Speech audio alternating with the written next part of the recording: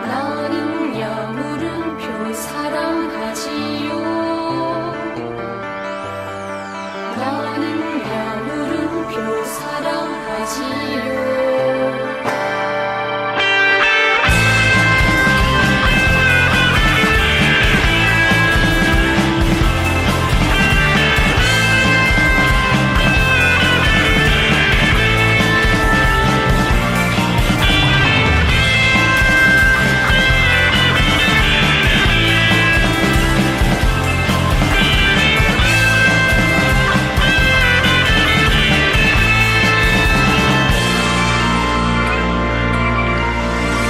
지식의 높은 탑사 갈수록 지혜 속에 샘솟는 나의 물음표. 우리의 비밀은 오소율라오. 공공의 일세를 안겨주지요.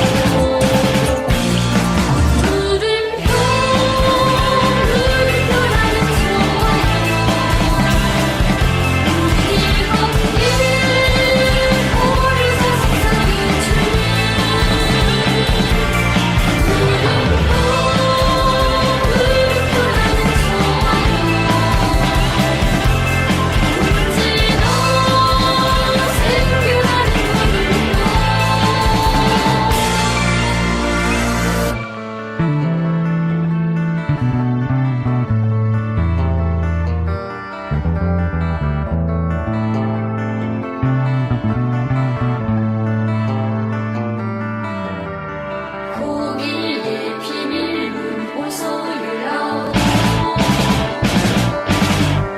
성원의 일세를 안겨주지요. 물음표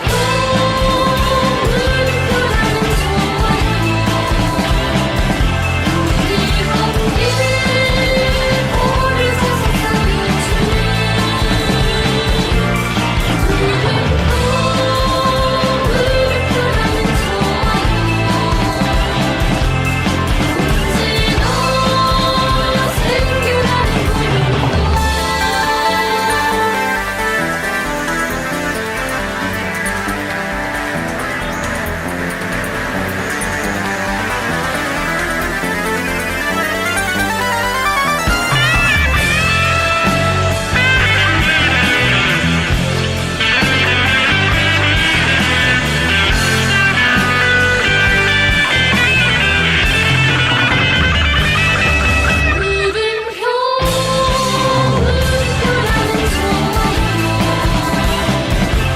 우리 함께 오를 세상에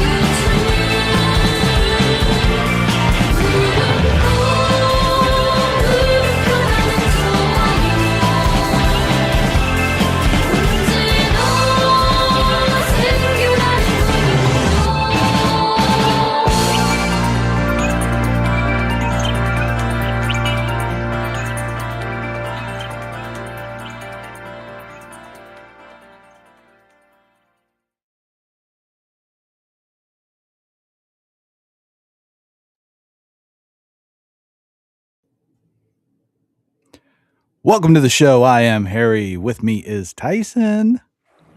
Let me talk to you. I don't know why I said it like that. That was kind of gay. Take your shirt off. Of course. And this is the show. Got some Royal Rumble coverage to go over. I'll go ahead and say it right off the bat. It was a pretty good show, I will say.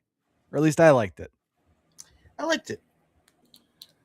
What the fuck else do we have? Tony Khan is apparently going the Kevin Durant route with his burner accounts. Tyson's going to tell us about that. Triple H, or not Triple H, Roman Reigns did an interview recently. I forget where, but kind of talked about the state of the business. Kind of exposed Triple H a little bit. We're going to talk about that. Then Roxeanne had a heckler during the Royal Rumble. Caused a It little was bit of actually earlier this week. It was Oh. during it was what was last week? The Saturday night's main event. That's when it happened, but the clip started circulating afterwards. I see. I have a backup just in case. Okay. We're going to talk about that. How was your week, man? Pretty good week. We survived the storm, Oh, yeah. so that's always good. It's always crazy when, the toilet paper starts to go. People So loading up with toilet paper and waters. I'm just glad that's not just here. Makes me feel a little bit better. Yeah, like people with like two carts full of water. It's like this is only going to be for like 24 hours if that.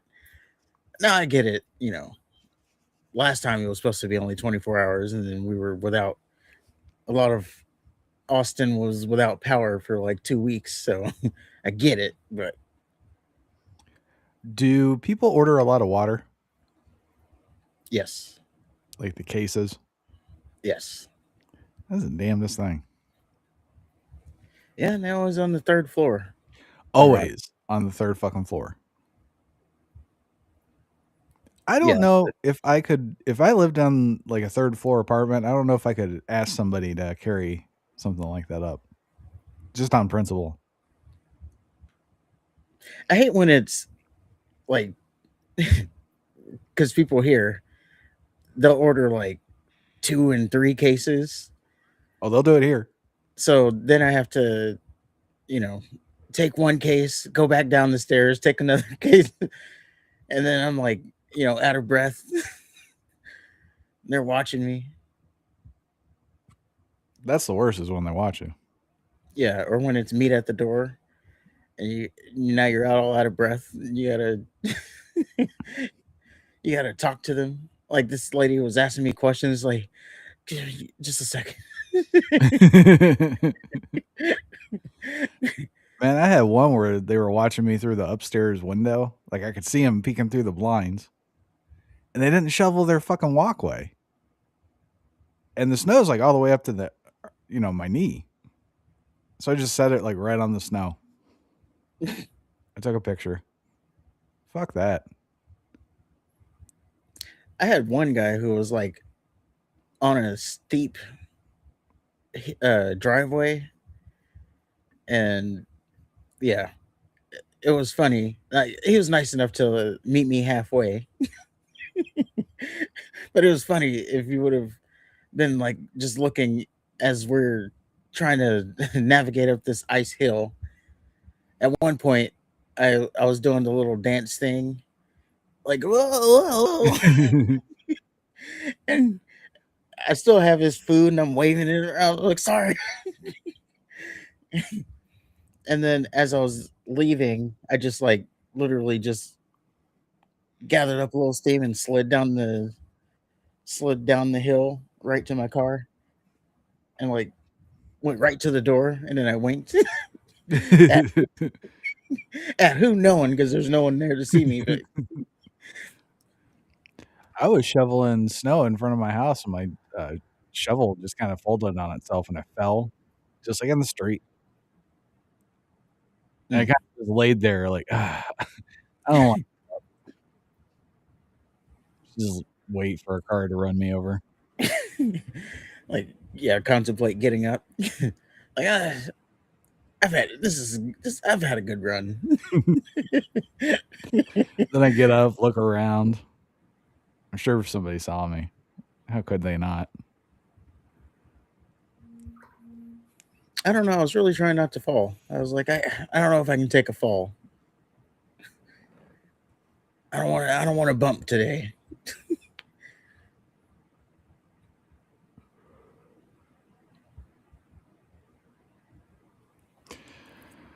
Well, let's go ahead and get into it.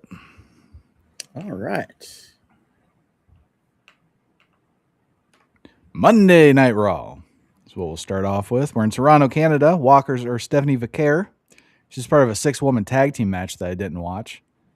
We had New Day. Remember, they're part of a fatal four-way match with the Inbreed Brothers, the Losers Club, and the Kaisers, who aren't Kaiser, apparently. So their chances of not winning go from 99.9% to 110. And then we have Team Heyman. Adam Pearce is getting cut tonight. That's all we need to know about that. AJ Styles opens. He says Gunther wants to end his career, but he's not going to go anywhere. He wanted to end his career in 2026, but he saw 2025 was the year of Cena. So now 2026 can be the year of AJ Styles. He says there's a bunch of people who wants to wrestle one more time. He wants to be champion one more time. He's not saying Gunther isn't good, but he's not phenomenal. Then CM Punk interrupts. And Punk asks Styles what he's doing. Like, what are you doing? We've been friends for 20 years, and we both have a lot of gas in the tank, so it doesn't make any sense for you to put your career on the line against Gunther. He looks at the match at Royal Rumble, and he says the stakes are just too high. Styles turns to Punk, and he's like, are you saying I can't beat Gunther? Punk's like, I didn't say that. Styles is like, well, I'm going to take it that way, which I thought was funny. Punk starts to look nervous, and he says, well, we saw you beat Gunther, but you didn't get your hand raised. If the same shit happens at Royal Rumble, that means AJ Styles and CM Punk will never go one-on-one in a WWE ring. Then Punk starts to conspicuously look at the crowd all campy and shit. Crowd goes wild, of course. Styles says Punk's being disrespectful. I guess he didn't see Punk's campy look to the crowd, just like 2 feet away from him. He's looking all confused. And Punk says, if anything, he's being selfish. And Styles says, guess what? Not only do I know I can beat Gunther, I know I can beat you. Well, Punk says, gee golly, if it doesn't go your way at the pay-per-view, you'll never get to prove that. And finally, they get to it. They schedule the match. Styles has to beat Punk tonight and Gunther at the Royal Rumble, and then he becomes a number 1 contender, which makes sense, right? Beats the champion and then some other guy, and then you get a number 1 contender match. Of course. And Punk says, nah, son, if we're going to do this, it's for the belt. And they shake hands and make it official. I like this little segment. Yeah, it was kind of unexpected, but also it also made sense at the same time.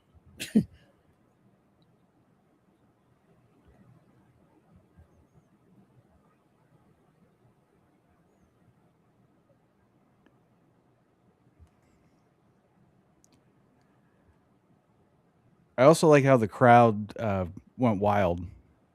They were like all into that. Like Punk was feeding them and they were eating it up. Styles was acting like a retard. I don't know why.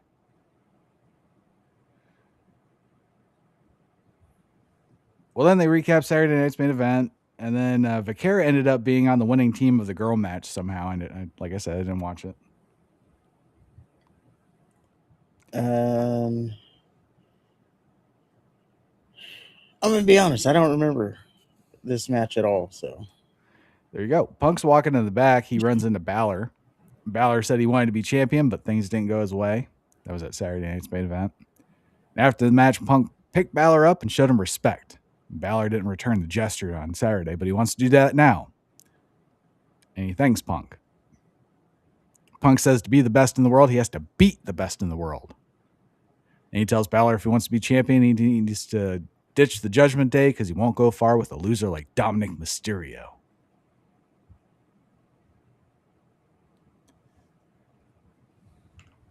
And then Team Heyman comes out.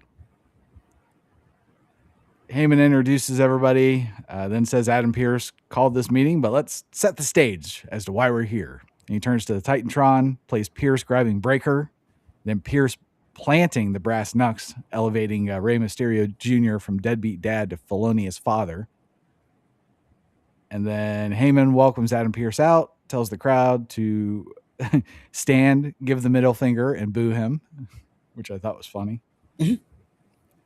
Pearce comes out, says he put his hands on Breaker first and apologizes, and says he already had Breaker's suspension lifted, enters him in the Royal Rumble. That was before he even came out. And then he says all of Team Heyman can be in the Royal Rumble now. And then he says Austin Theory, on top of that, can wrestle Rey Mysterio Jr. So Adam Pearce came out and folded like a piece of fucking tissue paper. Not good. I mentioned it last week. Not good. Because now you have to look at it with the, like, what angle are they playing here? So whoever he got that call from made him fold like a little bitch. He gave the Vision what they wanted without even like, And then some. yeah. So someone with great power made that call. And then, you know, obviously who the roads are going to lead to if they keep this angle going. And I don't know if that is going to play out. Although it could play out because he doesn't necessarily have to be on TV. He could just be the voice on the phone. This being The Rock, of course. The final boss. Mm. The board of directors. I don't know. I noticed that Triple H is getting inserted into a lot more shit. It's only a matter of time before he becomes an on-screen character. Yes. I think he's I think he's good with where he's at, Triple H. I don't think he has to be an on-screen character. He's got enough. I don't think he has to be either. I'm just saying that's where it's going. I'm just saying he's got enough. First of all, he's the star of Unreal. He voices all the commercials. He's like, he does the narrations for the hype Yeah. videos now. He's the star of the hype videos now. yeah, like we're going to talk about later about creating new stars. He's really creating himself a new star, which it didn't make to the doc later, the stories later. But I don't know if you caught the commercial that he did with the WWE 2K. Yes. With Heyman, where he's on the cover of the video game. Like, Well, what the fuck? What the fuck? There's three, maybe there's four versions. So there's the very base model, which has CM Punk on the cover. And then there's the King of Kings. Yeah, there's four. So there's the King of Kings version. Oh, The King of Kings version. That's the one he's on the cover of. And then the Attitude Era. And then the Monday Night War version. So there's four versions of it. But we didn't know that at the time. And there was the commercial with the cover reveal, and it was him. I was like, this guy's ego, man. And, there are people trying to defend it. Like, well, it's not like he, put himself on the cover. They probably, they're doing this thing about the Attitude Era. So they probably, said, hey, we're going to put you on the cover. Because, Triple H just can't say no. Of course not. That's always his thing. He just can't say no. Oh, what do you want me to do? First it was Vince McMahon, and when he first got into creative, it was Vince McMahon storylines. Oh, what do you want him to do? He can't just drop everything that Vince McMahon does. He has to finish what Vince McMahon started. That was so he couldn't say no to that. And then, then the Rock thing, that whole fiasco with the Royal Rumble, Cody winning the Rumble and the Rock taking a spot. Well, he can't say no. Triple H. So he's just like, yeah. It's actually kind of genius that he's always just the innocent bystander who can't say no. Like he's just, I don't know, dead weight, and they're just putting him in everything. So that's the latest excuse. That's the latest excuse. Like, oh, he didn't put himself on the cover. I'm Like, sure he did. He could have said, no. Or he could have said, well, you know, Shawn Michaels was a big part of the Attitude Era too, or The Undertaker, or Kurt Angle, or anybody. Stone Cold. Probably the biggest part of the. He already had a feature though. He did. Not that he can't have more than one. And oh, we need a wrestler for this cover, Triple H. Why don't we just go ahead and put my picture on there? We'll just use it as a space saver, and I'll diligently look for someone, but keep me on there until I get a replacement. then 6 months later, hey, Triple H, you got a superstar for that cover? Oh, I forgot. Oh, well, the deadline's tomorrow. Oh, I won't have anybody by then. Might as well just keep me. Yeah. Well, you already got me on there. Let's just roll with that.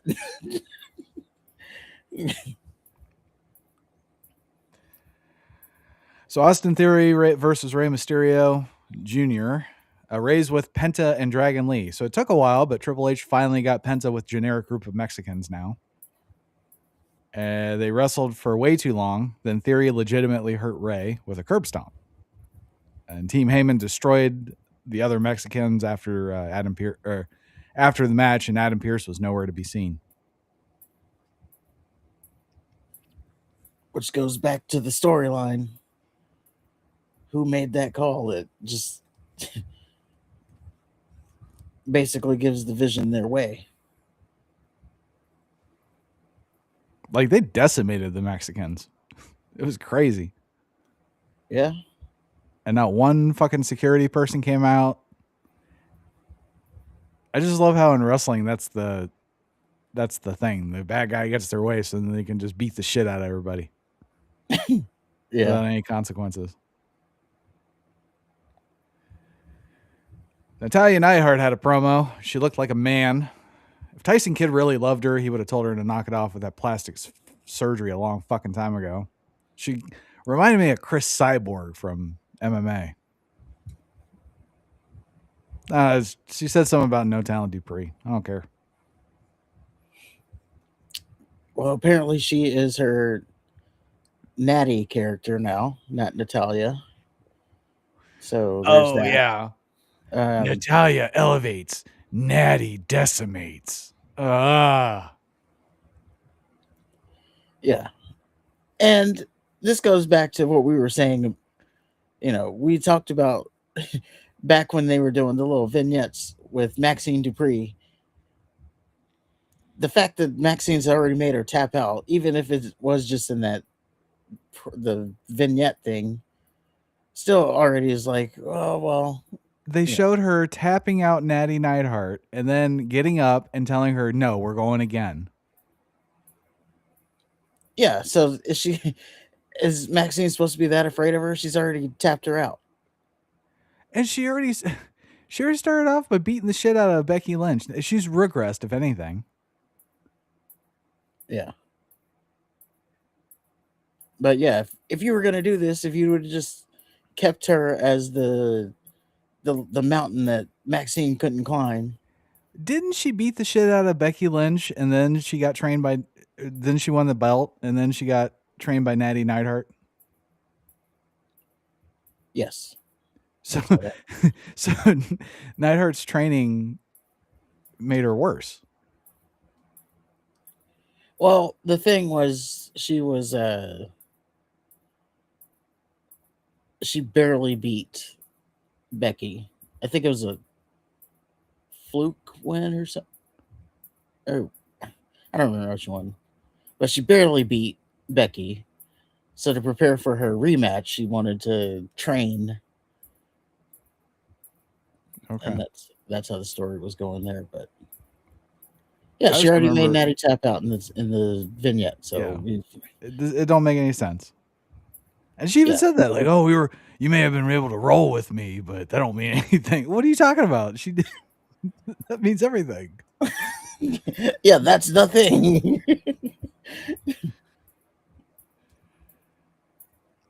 We had some girl bullshit. No Definition Rodriguez is walking. She runs into Bailey and Vulcan. Vicaire came out and they brawled. It's kind of funny. Rodriguez picked up Vicaire. I thought she was just going to toss her on the concrete, which would have been funny.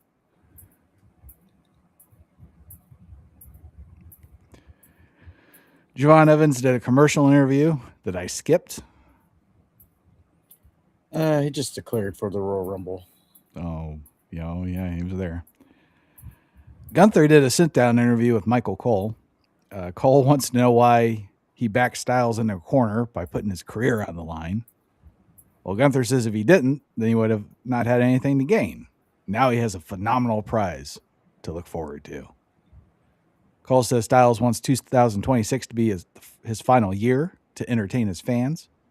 Why does Gunther want to rob the fans? Gunther says he's tired of the old-timers overstaying their welcome, chasing moments that belong to him. Bill Goldberg was chasing another moment. Gunther took that away.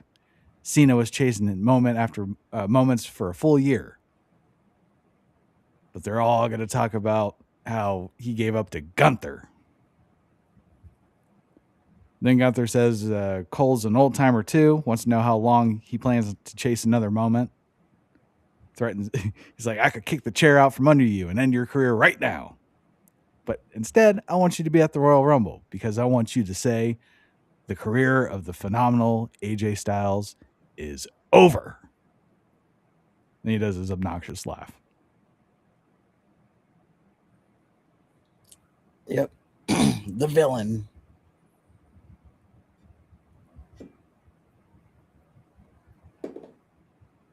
Meh. I don't like the sit-down interviews. That's fair. At least they didn't have Styles like interrupt it though. Like, what the fuck's this, Gunther? You talking about me? You're talking about me in this interview right before our match?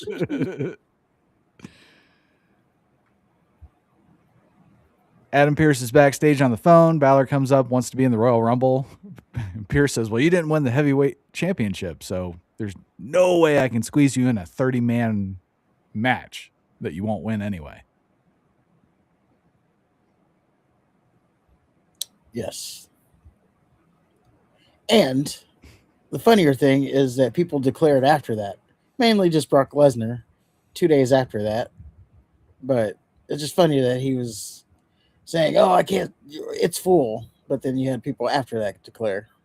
I just think it's funny that Pearce said, well, you didn't win the World Heavyweight Championship as your qualifying match for the fucking Royal Rumble.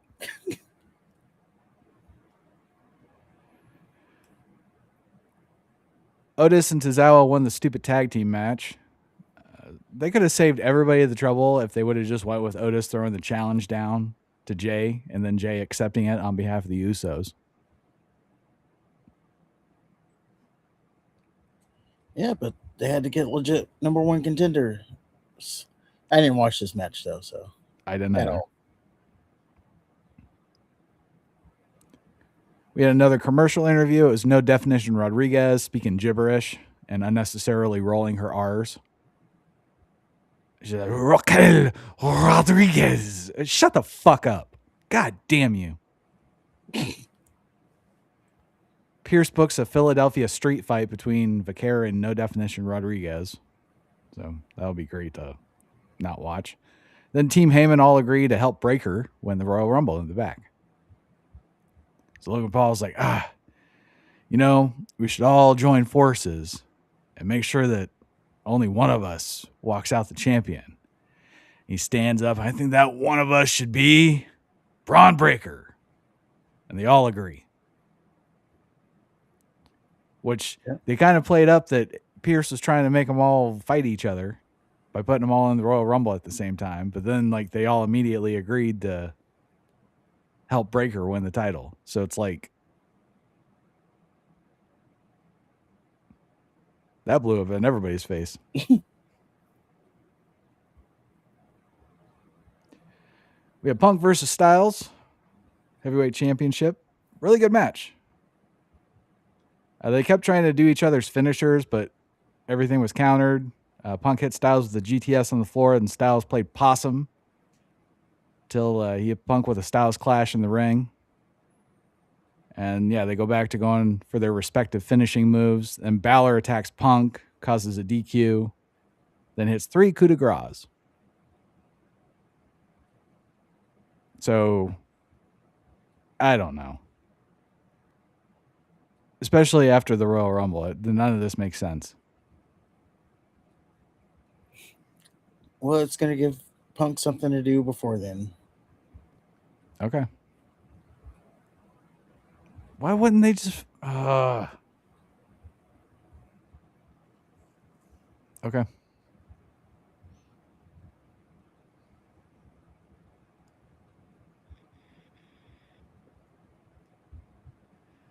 Well, that was Raw. Meh. The only thing I enjoyed was the very beginning segment with Styles and Punk. Yeah, it was really kind of sandwiched, like, or bookend, like the opening segment and then the the main event, and then everything else was kind of just there. Yeah. And I don't know how Pierce can exert any authority if he's just going to be a cuck.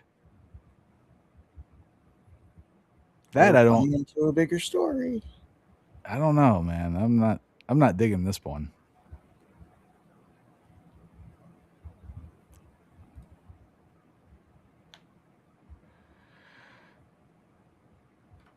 We have SmackDown. We're in Riyadh. Walker's Gunther, AJ Styles. I think they're going to do a face-to-face or something. I forgot what they did. We have McIntyre and Sammy Seagal. They're going to face each other for the undisputed title. So I forget what they did too. This was a forgettable SmackDown. So Cody Rhodes opens. He expected to come out trading punches with Fatu, but Fatu don't want anymore. McIntyre's a shitty champion because he's not out there right now setting an example like Cody is. Cody talks about making sense, winning the Royal Rumble a third time and beating Drew McIntyre. But what if it's Sammy? Well, then Cody says if that happens, he'll probably have to challenge CM Punk because that's going to have to happen eventually. And Cody says he's going to go in with an advantage because he's won the Royal Rumble twice. Randy Orton interrupts, comes out just to say it's every man for himself. It's like, duh. He says he won't hesitate to throw Cody over the top rope. And Orton says that Cody's not the only one to have won twice. And then Jey Uso interrupted. I skipped all of that, every bit of it. Sammy Seagal comes out to say whatever he said. Oh, yeah, he says whoever's winning the Royal Rumble gets to face him instead of Drew McIntyre because he's going to win the championship. Then Team Heyman come out because now they need an arbitrary main event scheduled. And sure enough, after some shit talking, all this comes out and yeah, there's an 8-man tag match.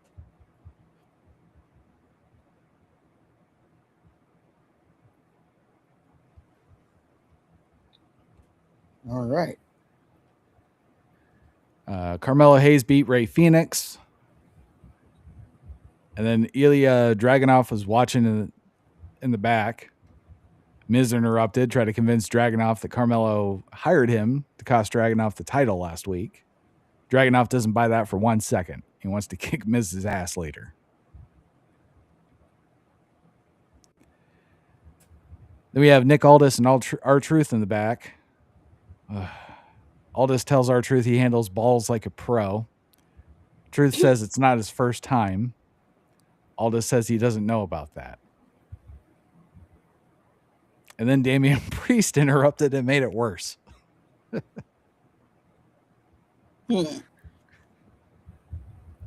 Just by being there. He came in with a stupid bandana with a stupid fucking look like, I'm a badass. He had like a, you know, when like people in sitcoms, when they'd like enter the thing and they'd applaud and they'd have that stupid look on their face while the audience applaud. Yeah. That's what he had. Hmm. Drew McIntyre did an interview. He says there's former champions running their mouths, talking about how they're going to win the Royal Rumble. But you know who's never been champion? Sami Zayn. He's not the same Sami I've beaten 11 times, but it'll always be the same Sami Zayn. He said Sami fucked up the night before the biggest match of his career by putting himself in an 8-man tag match against some of the most dangerous men in the WWE. McIntyre says he'll do anything to keep his title. Will Sami do anything to take it?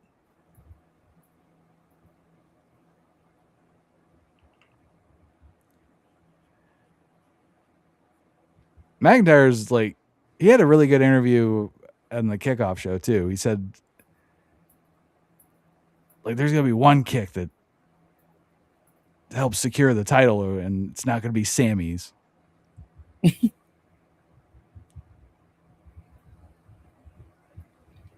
Well, we saw how that played out.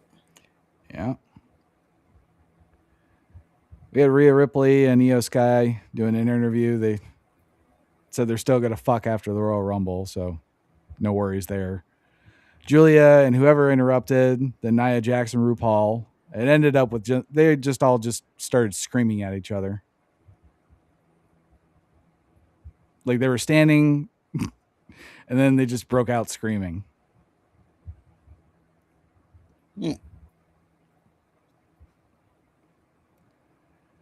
Charlotte Flair and the other one came out to talk.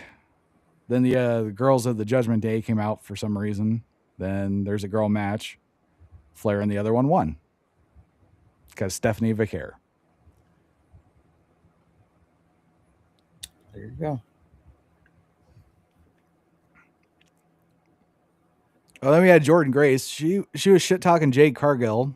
Jade Cargill comes out of nowhere and levels Grace and gets in her face and starts talking shit. You know, she did the thing where she's leaning over like, "What, bitch? How's my pussy taste?" And then Grace like gets right up and they just start trading punches, which I loved. I love the fact that Jordan just like stood up and just started fighting instead of just, you know, breathing hard. I can be powerbombed through a table and still wrestle 30 minutes, but that one singular punch.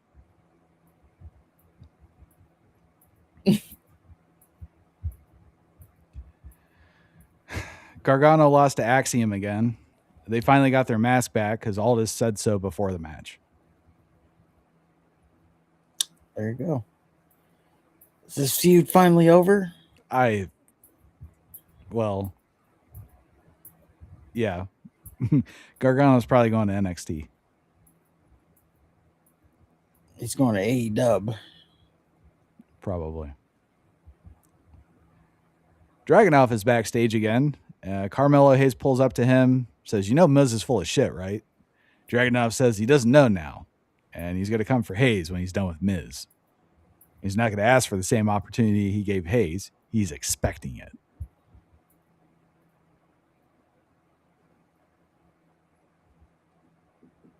So he didn't buy Miz's explanation for one goddamn second, but now all of a sudden he's conflicted. I had time to think. Get a haircut.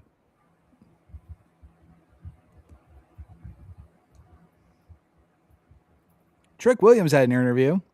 He's winning the Royal Rumble too. The whole during the interview smiled warm-heartedly at the dastardly Williams the entire time. Even fucking wished him luck.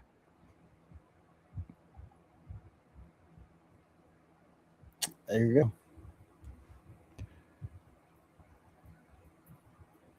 AJ Styles, what did he do?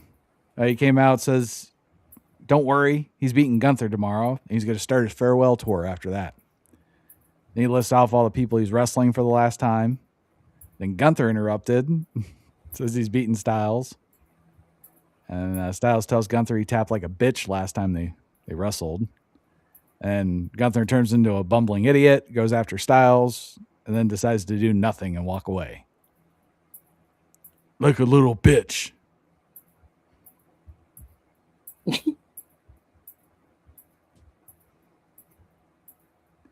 Then we have Shinsuke Nakamura standing by himself outside. Tama Tonga pulls up, talks shit, says he won his match last week while Shinsuke lost his. And Tama says that the Nakamura he knew would have won that match. And Tama Tonga says maybe it's time for Shinsuke to ride off with AJ Styles and start his Sayonara tour. Shinsuke says, see you next week. Well, he said a bunch of shit, but I didn't understand it. Probably just equated to that. Yeah.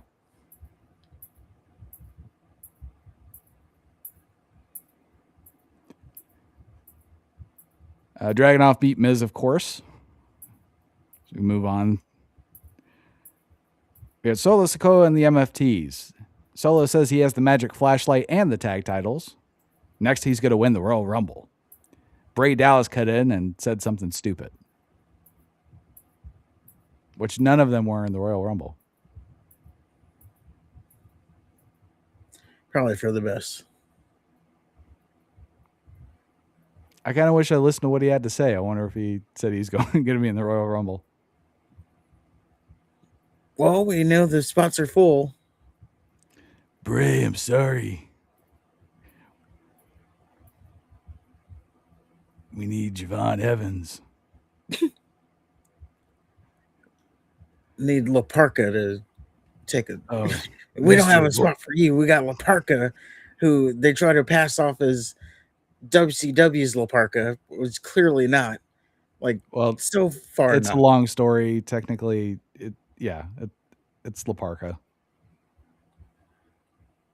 That wasn't La Parka. It wasn't the La Parka we watched, but it because there's a whole like they had a feud for the naming rights and shit, and the original La Parka lost, and he had to go buy something else. Oh, so they stole his gimmick. They didn't steal it; they won it. His dumbass put it. His dumbass wrestled for it and lost. Actually, yeah, I think they kind of stole it.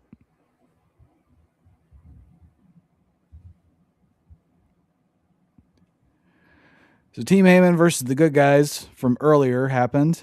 Good Guys won because McIntyre came out and caused a DQ by attacking Sammy Seagal. And then Fatu came out to fight McIntyre, and Cody attacked Fatu, and McIntyre took out Cody. And then Sammy took out McIntyre with a hell of a kick before Braun Breaker speared Sammy and Cody at the same time. Made no sense. Yeah, just had to get everybody out there, I guess.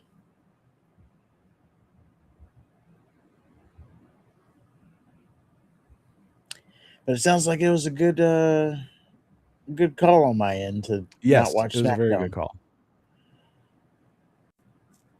That was a very uneventful episode of SmackDown. And you know, I was gonna skim through it, SmackDown. I was gonna skim through it. Then I heard that the Miz and or I saw on social media that the Miz and Dragunov wrestled for like 15 minutes. I'm like, yeah, I'm not gonna watch it.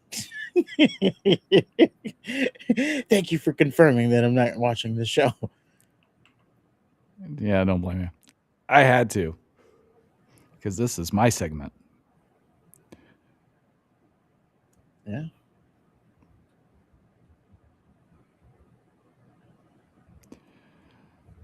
Well, let's go ahead and get into it. We got the Royal Rumble.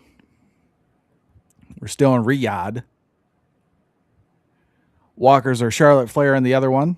Then we have the girls of the Judgment Day. Then we had Nia Jax and RuPaul. We had Rhea Ripley and Io Sky. Then we had AJ Styles and Gunther. They did a side-by-side shot. We had Drew McIntyre and Sammy Seagal. Sammy was playing soccer like a homo. Hey, See, that's why he shouldn't be. What? it's the World Cup this year. Come on. Soccer's a big thing. That's why he should I'll never watch be the World Cup. champion. He's not in the back lifting weights, stretching, Soccer's good cardio. or even playing PlayStation 4. I'll accept that. He's playing soccer. Soccer's good cardio. Have you run? I used to run. Have I run? Yeah, Yes. in a soccer game. Like, have you played a soccer game? Yeah. Because you're running the whole time. I was I was part of in a, I was the red team. No, I was the purple team. I was in an indoor league for a season, and then I quit mid. They had me as goalie, and then I quit mid game because there was this guy that I named Bazooka Joe who kicked the ball harder than any man kicks a ball that I've ever witnessed. And it was literally self defense to stop the shots. And they were getting so many shots on goal, it was just like hurting too much. And I was like, I can't, I can't do it anymore. Like, you guys aren't even slowing them down. I'm blocking these shots. They're like, I don't know. These balls are like, they feel like rocks. And It's a soccer ball. how hard he's kicking it. I was like, yeah, I can't do it anymore. Soccer balls are the softest ball of any sport. It's a scientific fact. Well, I got a lot of respect for the soccer game. It's a fun Well. game. That's one of us. Triple H was a walker for some reason. Because you can't get stay out of the spotlight. I guess not. Then we have Jey Uso, Jacob Fatu, Javon Evans, and Cody Rhodes doing a side by side shot. Is Jimmy Uso still alive? He is. Him and, well, I don't know if Naomi or, I don't know. There's some personal issues going on that no one's really shedding a light on. So Oh. I don't want to speculate on what that could be, but Yeah. Hopefully it's not. Yeah. Liv Morgan. like, oh no. obviously that's what you think about. Yeah. No But, shit. yeah. You can't But help you don't it want to though, put right? that out there. Yeah.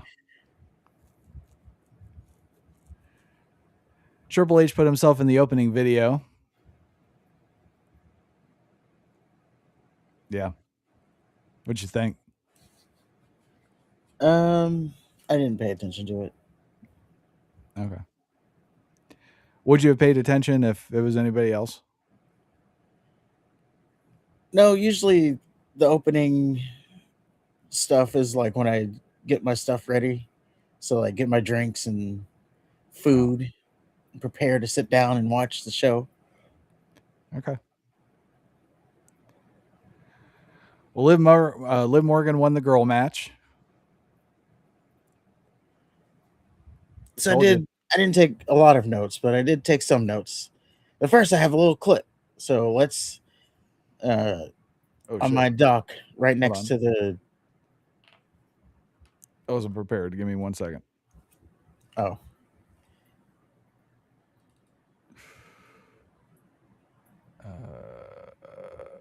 Okay.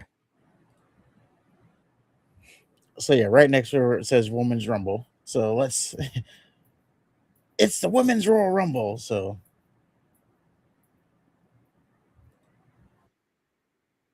Mastodon, Pterodactyl! Triceratops, Saber-tooth tiger! Tyrannosaurus,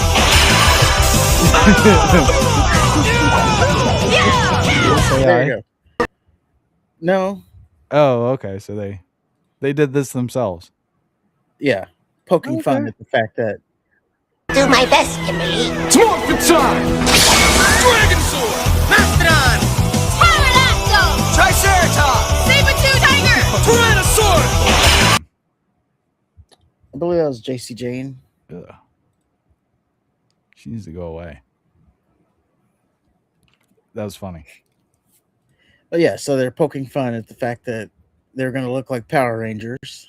Everybody's going to have to wear latex or whatever it is, fully covered. Now, not everybody wore latex.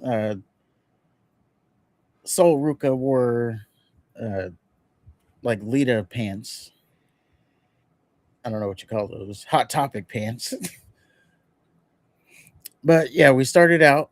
So we had Charlotte Flair was the number one entrant. Liv Number Morgan two, looked like she just rolled out of bed. I mean, she had a little bit of something, but yeah. She had that T-shirt on and just I don't know. So yeah, Charlotte Flair started. Then we had Alexa Bliss, Kiana James, Nia Jax, Ivy Nile, Lola Vice, Oh God. Candice LeRae, Jordan Grace. And I guess it's noted that Charlotte Flair, again, she entered number one. She was the Iron Woman, so she lasted the longest. She eliminated Nia Jax and Alexa Bliss. Uh, Jordan Grace, she would end up eliminating Candice LeRae, Ivy Nile, and Lola Vice. After Jordan Grace, we had Becky Lynch. She eliminated Maxine Dupree, who's not out yet, but she will be out. And then we had Sol Ruka, who eliminated JC Jane, the current NXT Women's Champion. Roxanne Perez, Maxine Dupree, Natty, who eliminated Maxine Dupree. No, I'm sorry, who helped Becky Lynch eliminate Maxine Dupree, and then she eliminated Becky Lynch to indicate that she's going to be going for the title. Maybe Natty is going to win this year. You know, she's got this new character, and she eliminated Becky Lynch, so she's off to a good start. Nope, she got dumped out by Liv Morgan, who was next. Then we had Lash Legend. Lash Legend probably had the best showing. She got over in this match, by the way, in a bad way. Like, people started booing her because she eliminated Jordan Grace, both of the Bellas, Charlotte Flair, and Io Sky. So 1, 2, 3, 4, 5 eliminations for her. So fans didn't like that she was eliminating everybody. Then we had Zelina Vega, Raquel Rodriguez. Raquel Rodriguez. Yeah, who eliminated Kiana James. Chelsea Green, Julia, who eliminated Zelina Vega. Io, Asuka, Rhea Ripley, who eliminated Chelsea Green and Roxanne Perez. Bailey, JC Jane, Nikki Bella, Lyra, who I didn't get her. Oh no, JC Jane eliminated Kalani Jordan. Lyra eliminated Julia, and I'm mentioning these just in case there's storyline involved. Kalani Jordan, Kyrie Sane, who eliminated Asuka by accident, but sure that's not going to go well for her.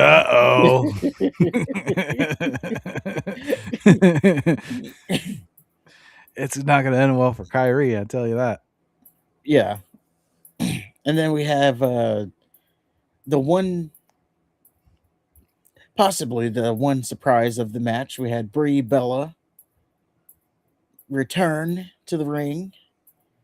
I should also mention the crowd was pretty quiet during this match. Obviously, because they didn't know anybody, but people were trying to blame the fact that it's because there were the women, which may be true, but I also think it was because they didn't know anybody. Because when Brie Bella came out, they came alive, and obviously they were doing their yes chants because who she's married to, which says a lot that she returns to WWE and not AEW. Like, does that mean Daniel Bryan's coming back? I don't know. Like, they're very married, and now they're in two different companies. But also, maybe it was just like a one-off. Who knows? They are. But there was a stare down. The Bellas did a stare down with Bailey and Lyra. So, you kind of got to tease that maybe that's gonna be a WrestleMania match, the Bellas versus Bailey and Lyra. Yee. So maybe that's where they're going with that. I want pins and needles for that one.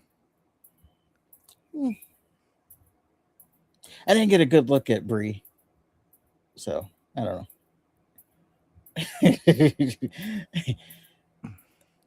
It's gonna be just like Stratton and Trish Stratus.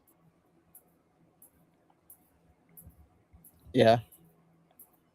Oh, I should also mention, at one point during this match, Nia Jax, she's already been eliminated, but when she came out, the crowd was booing her, obviously, and she did the suck it sign to the crowd in Saudi. So, Nia Jax.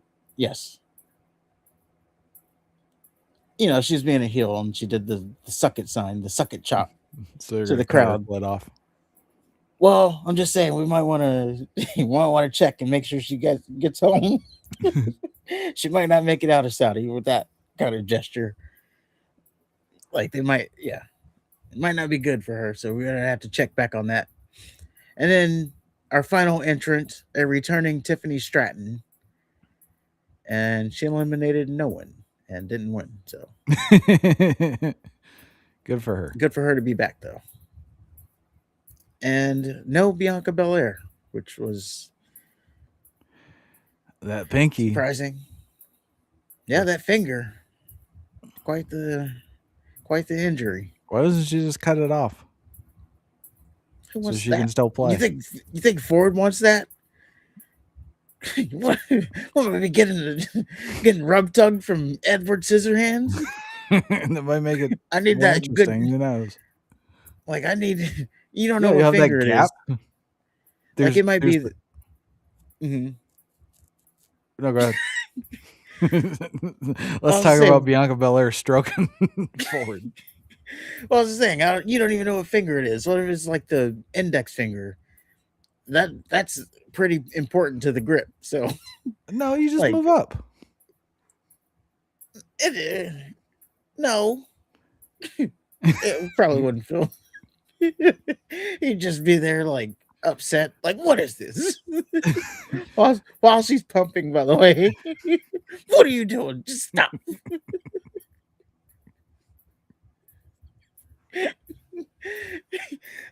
I'm doing my best, babe. I'll do it myself. Just get out of here. But watch. Don't you dare turn away. Yes. Sounds like you're speaking. No. I was saying that's why we got to keep the index finger. Okay. I say you could. But yes, that's the women's rumble. Well, then Gunther and AJ Styles happen. If AJ Styles loses, he must retire. And this started off pretty anticlimactic. Like, I remember just starting and not thinking anything of it. It was just there. And then Gunther got Styles outside the ring and started whooping his ass. And it was all Gunther after that. And it just kind of seemed to pick up. Yeah, it started slow and then definitely towards the end, it was like, holy crap.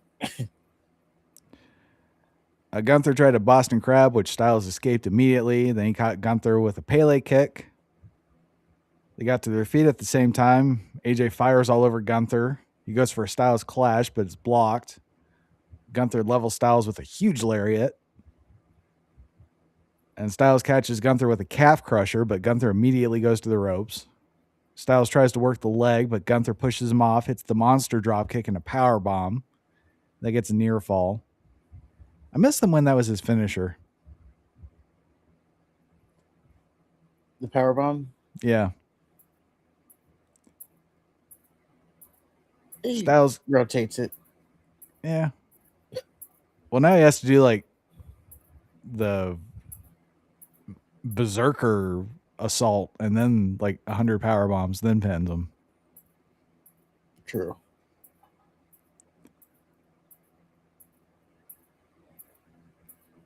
Styles gets Gunther in another calf crusher. Gunther turns into a sleeper hold. And then Styles sends Gunther out of the ring. Does the springboard phenomenal forearm to the floor, which looked awesome. There's some back and forth. Styles hits Gunther with a power bomb for a near fall. And then he hits a 450 splash, then a Styles clash. Gunther kicks out. Styles goes for a phenomenal forearm again. Gunther counters with a sleeper hold.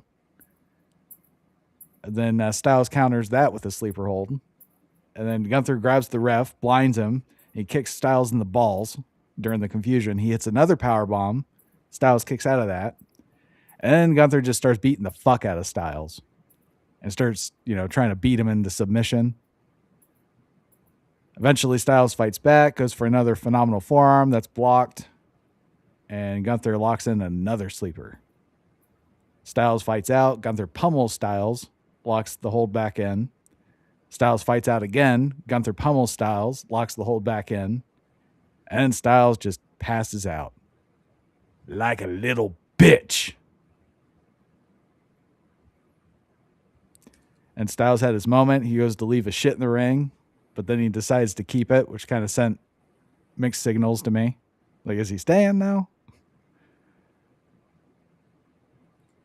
And that was definitely mixed signals or open for interpretation. Like, was he like, he goes to put his gloves down and then he doesn't, puts them back on. It's like, is he saying he's staying or is he? Yeah, that was kind of weird. Like on Raw, he, kind of hinted at like wrestling other people outside of WWE. So like, is he just gonna do maybe that was his last WWE match, but then he goes to TNA for one last run, or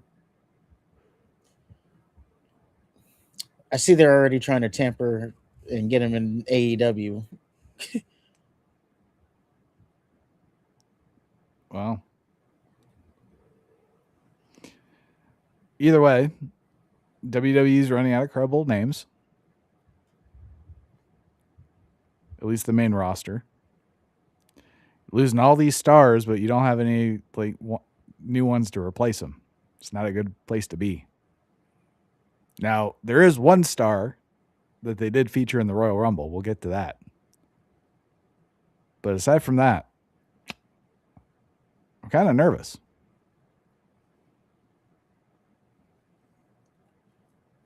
Yeah, it's we're really running out of the old school. We're gonna have to get new people in. Now, I gotta give you credit because you did get in my head with this match. With because I automatically thought Styles was gonna win because I didn't think. I thought they would do the whole year, Yeah.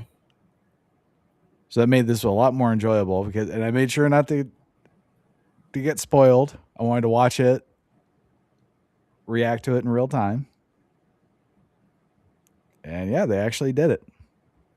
Now there was I guess Shinsuke leaked something. Did you hear about that? Yeah. Which is the funny thing is it kind of then started making me doubt if AJ was going to lose. Because Shinsuke, took to his social media the day after his match with AJ Styles at Saturday Night's Main Event. And basically,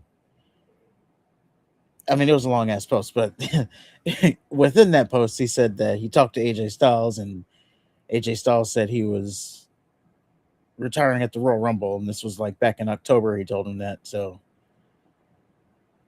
he kind of spoiled it. But then, it kind of made me then start doubting it because it's like maybe they wanted that out there. Maybe they're trying to like play it up that this is happening. I thought they were playing up I'm going to wrestle all these other people and I'm going to do my retirement tour. Like, oh no, I think he's losing. Yeah. But and then when he wrestled Punk on Monday, I'm like, well, if they're doing this match now, like how much more in the retirement tour would there be? Which is bullshit because the last match that Styles had was a run-in by Finn Balor Yes. for a feud that nobody gives a shit about. Yes, we couldn't get a winner. Although they kind of made it predictable anyway, because they said, it's going to be for the title. Well, AJ Styles is not going to be for, he's not going to be champion at the Royal Rumble. Agreed. We know that. They could have done like a double count at it or something. And Gunther, now the interview that Gunther did may have been beforehand, a pre-taped, but he didn't even make mention of I can if AJ wins tonight, but it was because it was a pre-tape. Yeah.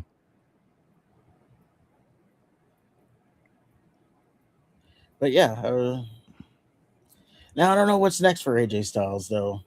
Like I said, maybe he goes to like a TNA, maybe probably AEW for a little bit, but according to Triple H, AJ Styles said he was done with wrestling. There you go. He might be. Yeah, that's what Triple H said in the post show, that AJ told him he didn't want to wrestle anymore, and he's probably gonna stick around I don't know if Triple H said this or if I'm just guessing. He'll probably stick around the business, maybe like coach or something, or maybe he can come and help with creative, because Lord knows they need it. Well, the last thing they need is more people in creative. I think they need more people. They need the right people. They have like 40 writers now. Well, they need more. No, they need to get rid of people. Yeah. They got all these motherfuckers that can't agree on anything.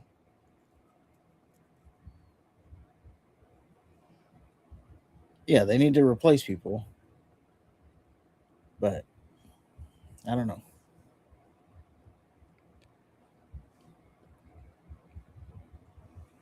It was a good match. Yeah, definitely a good match. Like you said, started slow. But yeah, towards the end there, it was really getting he was chopping the shit out of AJ. Oh my God. He was beating the fuck out of him. Yeah, you after the match, you can see AJ already bruising up. He got his ass beat, which is how it should have went. I thought for a second there, I thought they were going to do a disqualification when. Yeah, I did too. Up here it goes. Gunther, don't! That little fucking stupid ref. Yeah. But yeah, they didn't do it. So there you go.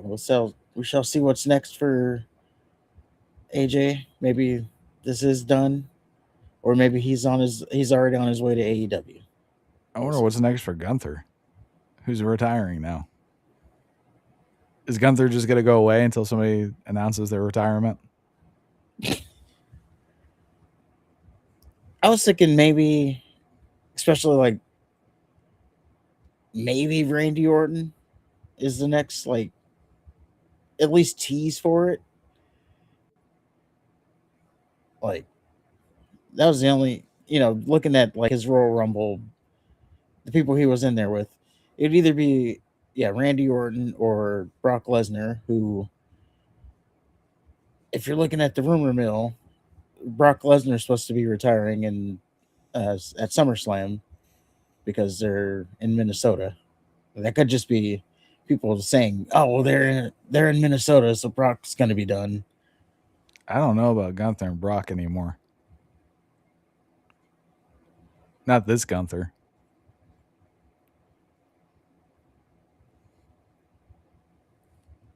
Yeah, it'd be interesting.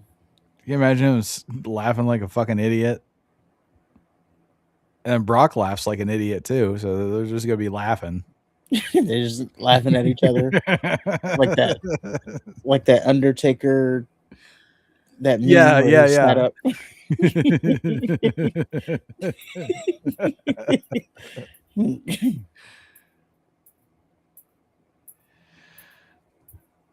Well, up next we have Sami Zayn versus Drew McIntyre for the Undisputed Heavyweight Championship, or whatever it's called. Looked like Sami had this match won until he fucked his back up. He did a diving something, and he kind of landed on his feet, and that tweaked his back. McIntyre, of course, targeted the injury, and that's pretty much the story of the match. Sami made a valiant effort, even looked like he was going to win with a hell of a kick, but his back injury was too great to overcome. And McIntyre won with 2 claymores. He made Sami look at him right in the eye after this, or before the second one.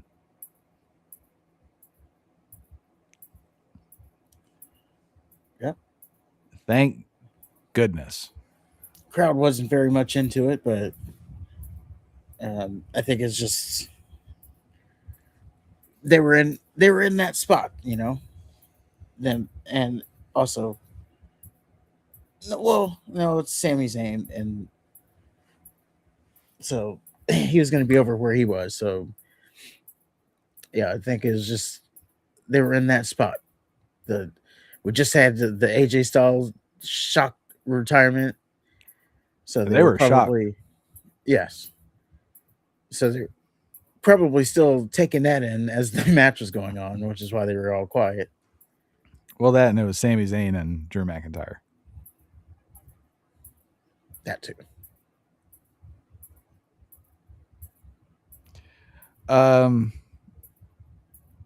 Yeah, it was there. The right person won. It wasn't anything special. I don't think. I would agree. Excuse me. I would agree with that. Well, then we had the actual Royal Rumble match. Obafemi and Braun Breaker start the Rumble. As Breaker is making his entrance, a hooded guy attacks Breaker using Seth Rollins' moves. Breaker gets curb stomped, thrown in the ring. He's immediately eliminated by Oba. Wade's like, we've seen this before. Because, a guy came out using Seth Rollins' moves. Yeah, it was kind of double meaning there. Yeah. Like, we've seen these moves before, and also we've seen this very story before. Yes. Now, who would you take a guess as to who that is? I think it's somebody stupid like Montez Ford. Well, it's definitely a white guy. Oh, is it? Yes. How do you know? His hands are out. Oh, okay. Oh, shit, yeah.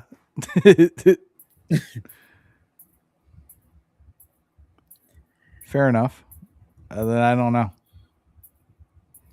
I got the weird, just like the movements and everything. I got the weird thing that it was Austin Theory. Okay. Like just the way the person was moving and yeah, everything like that. It just looked like it was Austin Theory. So Austin Theory is going back to the hooded guy? Yes. But why? Because he was never really in the vision. Because remember that whole thing about he wasn't in the vision. He was just like a sleeper agent for Seth Rollins. Okay. I did notice he was kind of standing far apart, or not far apart, but kind of away from the rest of the group on Raw. I just don't know if that's blocking or visual storytelling. But yeah, Breaker's immediately eliminated. So that immediately made it interesting for me. So Solo Sikoa came out at number 3. Then we had Rey Mysterio at 4. Rusev came out at 5. Remember Rusev? Yes. Well, he got eliminated by Uba immediately. And then he eliminated Solo. And then after absorbing a 619 like Majin Buu, he eliminated Rey. Matt Cardona comes out at 6 and gets eliminated. Damian Priest came out to make it worse.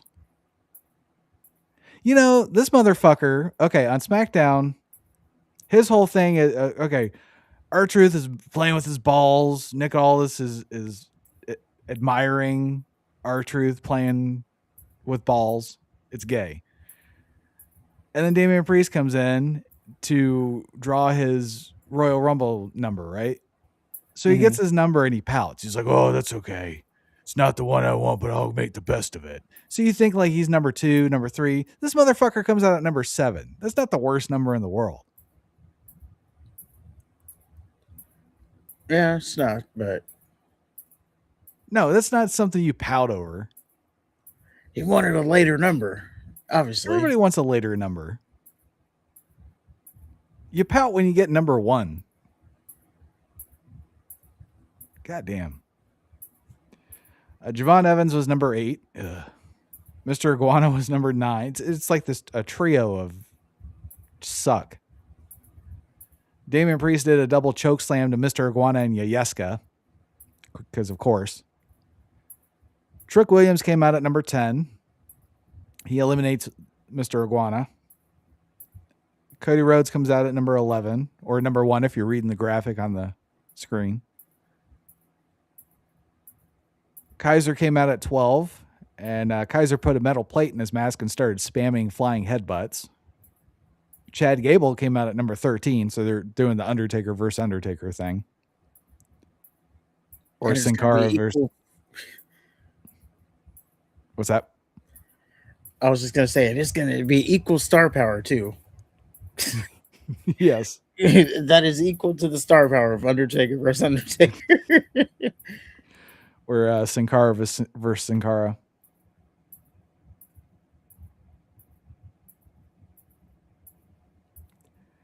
Yeah.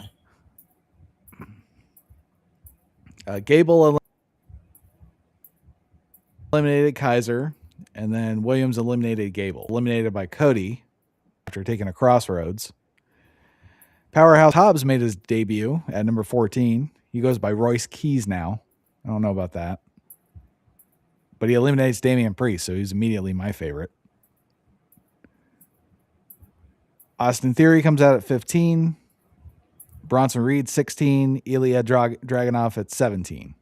And then we had La Parka at number 18. This is Triple A's La Parka. We had Dragon Lee at number 19. Logan Paul at number 20. And then we had Reed, Theory, and Paul all teaming up. They eliminate Royce Keys, La Parka, and Dragon Lee. LA Knight came out at 21. He eliminated Austin Theory and Bronson Reed.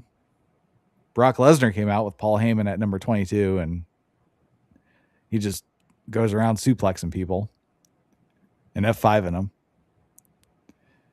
Miz came out at number 23. It was cool because Oba Femi's still in, and the Brock and Oba, they keep doing the stare down tease. So Miz comes running out, and he slides in like right in between them, and he sees it, and he slides right back out. He's like, I'll wait. Yeah, I'll wait. Lesnar eliminated Dragunov. Dragunov had Lesnar in the corner. He's doing these chops, and Lesnar just screams at him and throws him right over. More people upset about that. Why? That Brock kind of no-sold Dragunov's offense. Well, not kind of. He did no-sold it. He absolutely no-sold it. He did. He had him in the corner.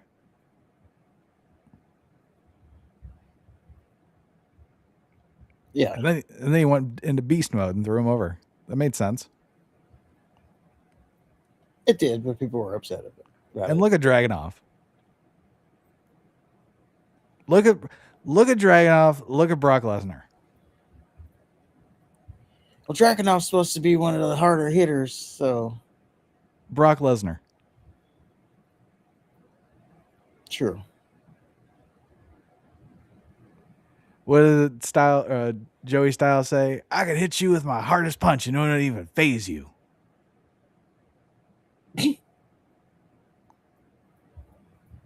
That's Dragunov compared to Brock Lesnar. I don't care how hard of a hitter they say he is.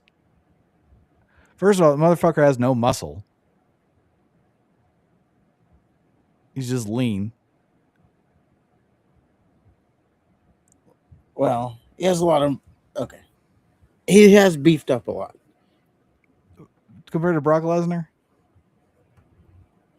Yeah. Okay. Well, he needs to beef up a little bit more to show it. He looks like he's got like a Finn Balor body. I think he's a little bit bigger than Balor. Not by much. Okay.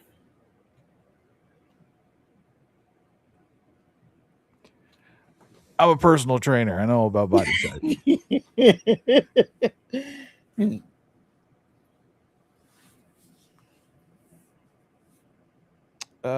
Ray Phoenix came out at 24.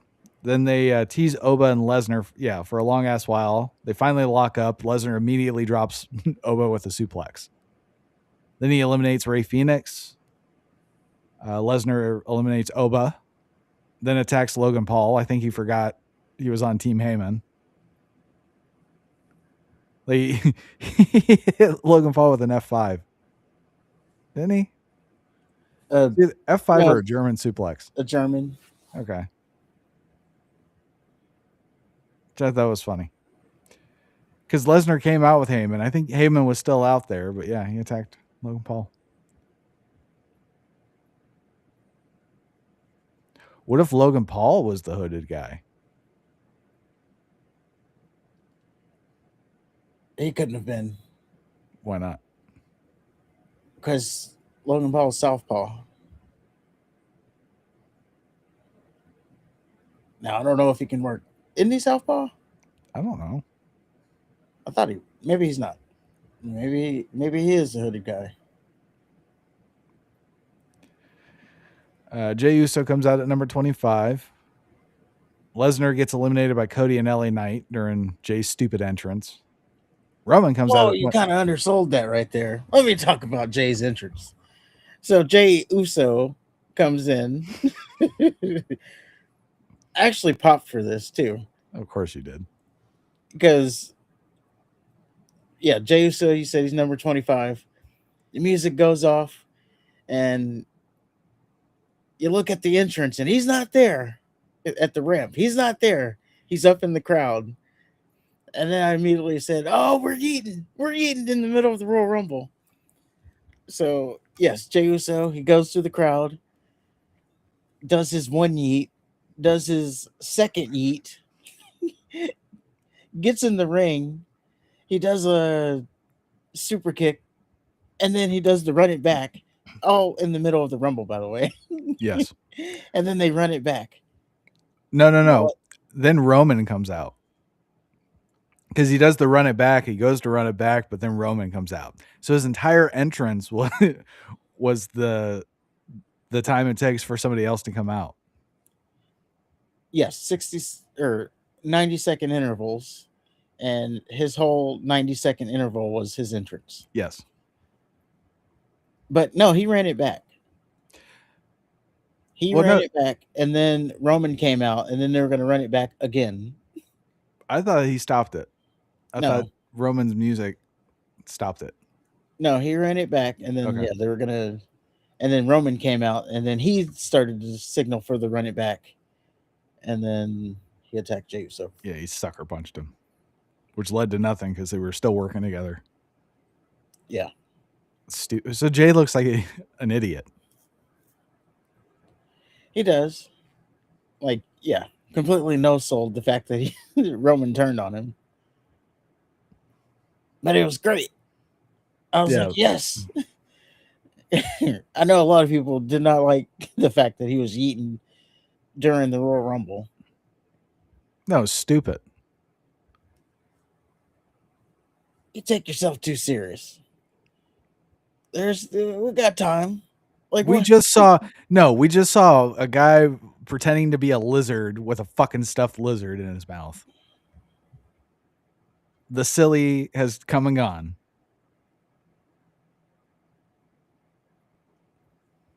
Well.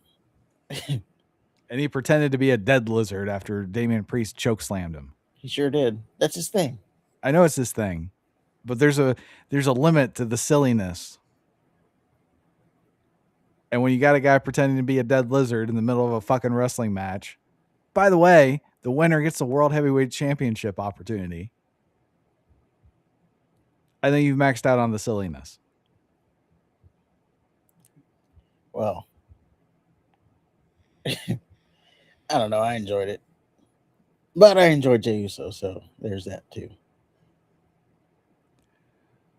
Roman eliminated Miz. Jacob Fatu came out at 27. We had Penta at 28. Cody eliminated. Just one more thing. Yeah. During this yeet, during this yeet session, Brock Lesnar got eliminated too. So Yeah, I said that. yeah. Well, I'm saying during the yeet. So Oh, yeah. no one in the arena saw it because they were all yeeting.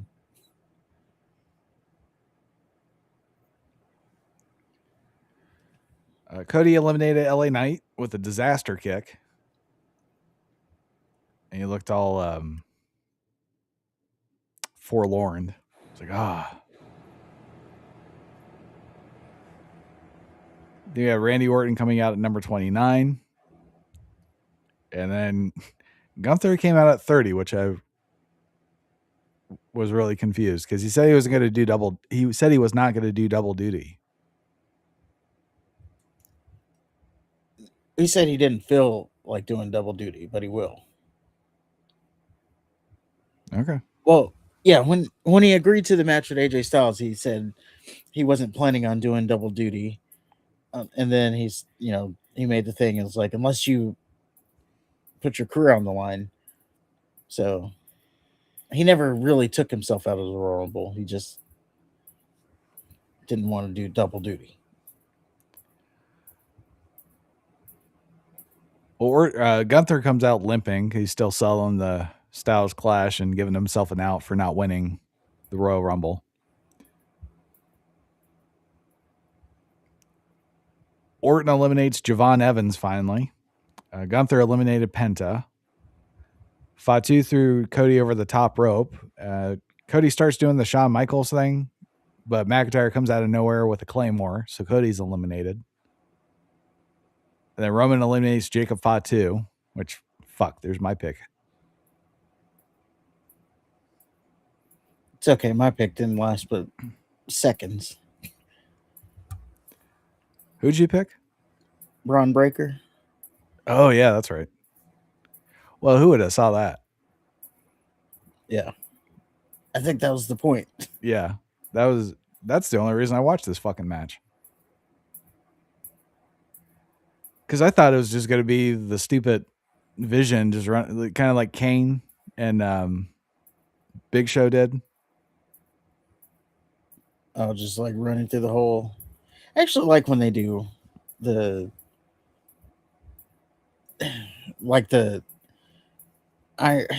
Iron Man, but just like the one person, just like next man up getting eliminated.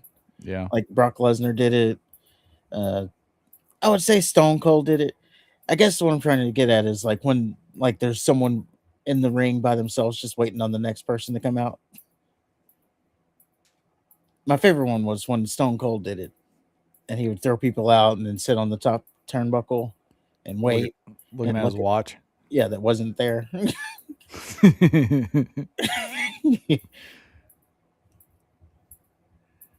Roman eliminated Jey Uso. So there you go. So our final four is Roman Reigns, Randy Orton, Logan Paul, and Gunther. Well, Roman eliminated Logan Paul. So Team Heyman is out entirely.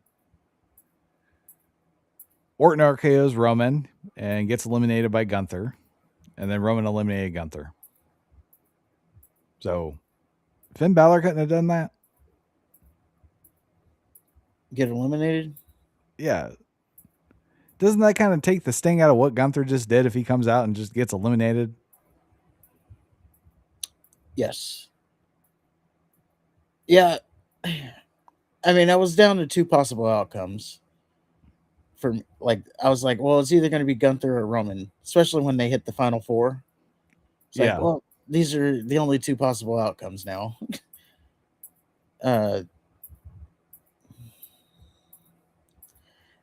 For some reason, I thought AJ Styles was gonna like come out and eliminate Gunther or something.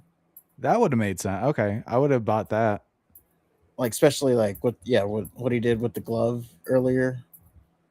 It's like maybe he's gonna come back out and cost Gunther, and then I don't even know where you go from there. Well, then he leaves his glove. Yeah. Now I'm done. Yeah. Bitch.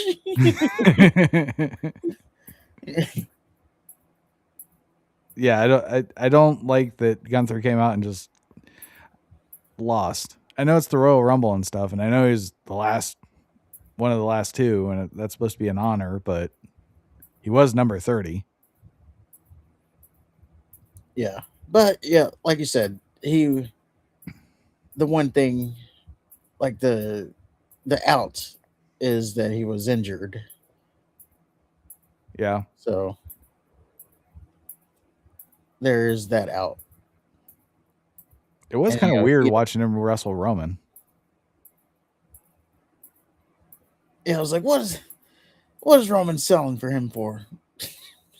I don't know about that. I don't know. I think they could have Finn Balor going at number 30.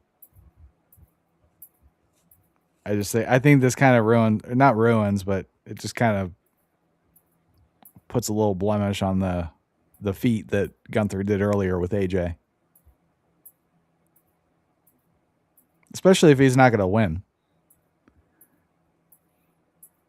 Yeah, I mean, yeah, it kind of does, but like I said, I think they had that little bit of an out where, he wasn't 100%.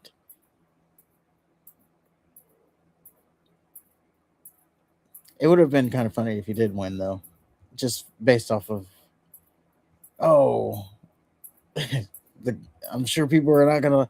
So he beats AJ Styles, and then the same night he wins the Rumble. I'm sure people are gonna love this. Oh, that would have been awesome. Yeah, people are gonna. I'm sure social media is taking this right in stride.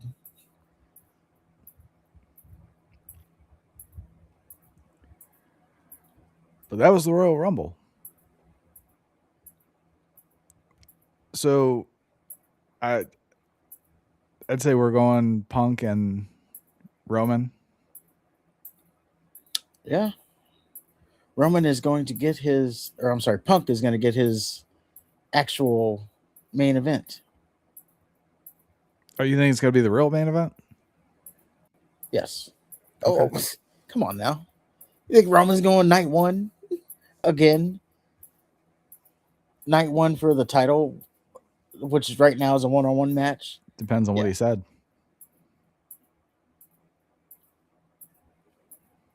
Yeah, he's going night two. Okay. Well, I guess we still got to see what's coming out on the other side.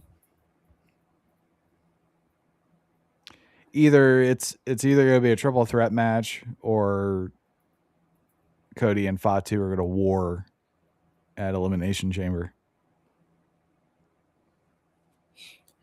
Yeah, I'm thinking it's going to be. My guess was it was going to be a triple threat match. But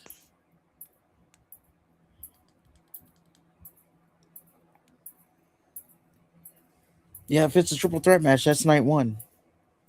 Sorry, Cody. Sorry, QB1. Even if it's one-on-one, I don't even know if that's night two.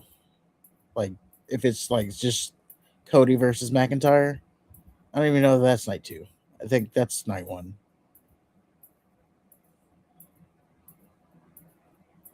If it's Gunther versus McIntyre, that'd be night two. Not if it was not over Roman. Oh, yeah. No. Easily. There's Gunther versus Eli Dragunov. Actually, that'd probably be a good match. Gunther's not a night 2 guy yet. No. Well, yeah, not right now.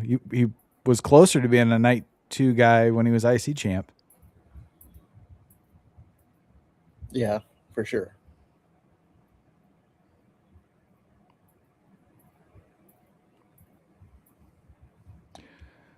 So I don't know about you, but I love Obafemi. Yeah, I think they did a good job with him night 1. We'll see where it goes. I was kind of disappointed, and by the way, that might be the WrestleMania match, him versus Lesnar. Okay. I was Well, it depends. Yeah, I was kind of disappointed that they didn't do Royce Keys and Oba in a face off. I was like, oh yeah, here goes. It's about to be some meat now. Like, and you take your straps off, Keys. Get those straps off and get that chest out before you start bumping meat. I want I want some baby oil out here. I want to see some oiled up chest before I'll start bumping. Hobbs has a Scott Norton build. Yeah, it's got some big ass traps.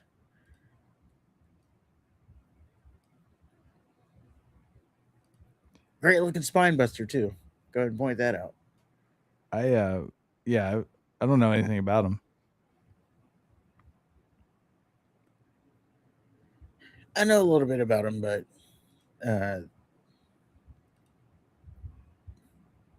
yeah, I I don't get to watch weekly, so it's been a while since I've actually seen him wrestle a match.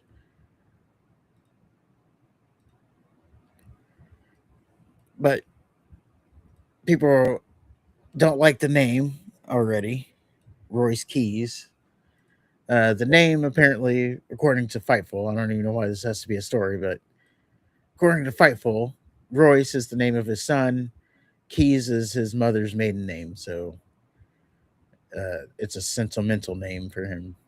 I don't know why that has to be a story, but there you go. I didn't think anything of it. Yeah, I mean, Royce is a good name. I like Royce.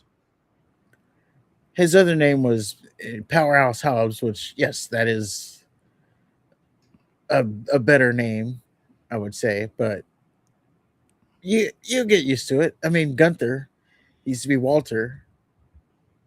Everybody flipped out over that, but now it's like now he's just Gunther. I like Royce. I like Royce better than Powerhouse Hobbs. Powerhouse Hobbs kind of sounds corny. They don't do corny in the WWE. Yeah. He's got a good look, though. We'll see what happens. Yeah, but that's what I'm saying. So, like, you got him, you got Oba. I was kind of concerned that maybe they're like too similar. Yeah. Because clearly Oba's the future. Well, maybe Hobbs could be, but what if they just like team up? Just become two big black dudes just beating The people. new Brothers of Destruction. Yeah. Is Powerhouse Hobbs African? No. No. He doesn't have to be. No. It would help. It would, but just being black, that's good enough. True. It would be awesome if they got like a big muscular South African guy. A white guy? Yeah. I don't know. I don't know if awesome's the right word, but it'd be interesting. So you got the white South African, and then you got Oba Darkness. Yeah. Yeah, that'd be interesting.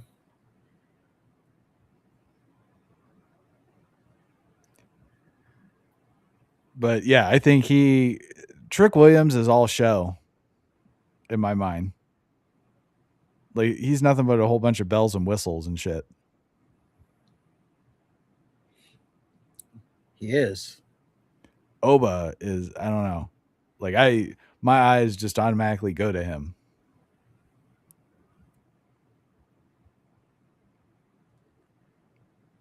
Yeah, he's got a good look. He's believable so far. He's got money printing all over him, but Trick Williams does have the charisma. And again, I haven't heard Oba talk yet, so maybe there's more to it for him. But Oh, well, I don't want to get copyright. If we well, play it out, I've heard him talk. You know I think what I he's mean. a fucking great promo. I think he's a lot better than Trick Williams. Trick Williams, he's a good promo. Don't get me wrong. I like his "Let's talk about it," Yeah, he's so cool. but he's catchphrases. Oba Femi, I don't know. He's like, "I'm the prince of the Nigerian world. I will drink. I will cut off your head. I will skin it, and I will drink the blood from your skull." That type of shit. I don't know. And I like how he just yeah, he goes over with a confidence. Like, you can't, that one saying, "I'm the mountain you can't climb." Like telling someone that, like, you cannot beat me. Yeah, Like I'm a your big fan. your fantasy is over here. They just need to stop. Like Breaker, who put the belt on this guy.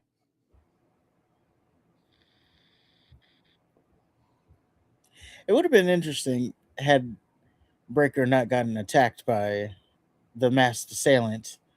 To I was like, I was just thinking, like, man, who's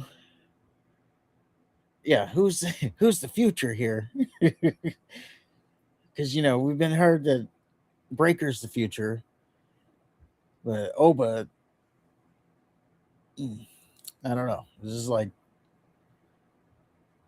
I guess the one thing you can take away from it is they're going to be main eventing WrestleManias, both If of they do it them. right. If they fuck up this guy, And Triple H can't beat those allegations. no. Because he's not just he's not just another black guy. Yeah.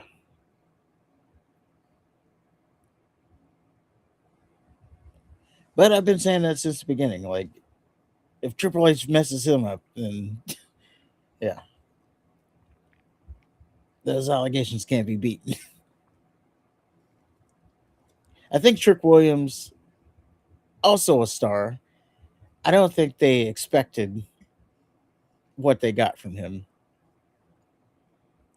Like, I don't think they expected him to connect with the fans like he did. But he's supposed to be a bad guy. He is. I'm just saying, like, he's getting big reactions every time he comes out. And yes, it's because his entrance is good to cheer to or chant to, but I don't know. I don't think they thought they were going to be getting the reactions that they're getting from him this soon.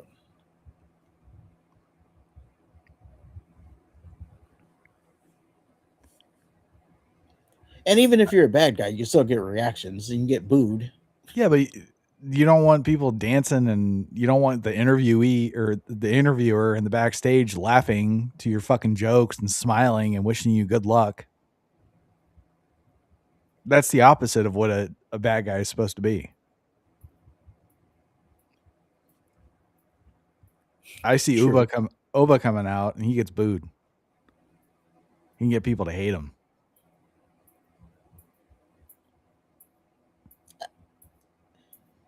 Trick could be there, but they'd have to change his music. Okay. Like I said, I just don't think they expected that they were going to get such a big, I don't know, star power from him that quick. Well, okay. With Trick Williams, I see somebody like Randy Orton. Somebody that can be champion, but not somebody that's going to be, the champion. With Oba, I see him being like a Hulk Hogan.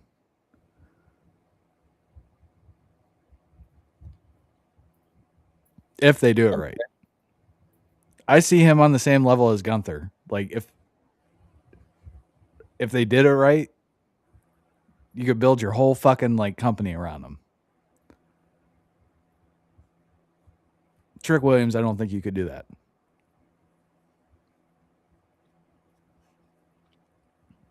You can't, but I also think he can go out there and I think he could, talk people into the building. Okay. Or get people into the building. Like, I don't know. I kind of think of it like I'm not saying he's this, but I'm just saying like a Ric Flair type. Like, Ric Flair wasn't ever the biggest. I saw him cut a promo, this being Ric Flair. I have this weird thing about watching old Ric Flair promos. Mm-hmm. And because in his awesome. promo, in his promo, he was talking about like the Road Warriors and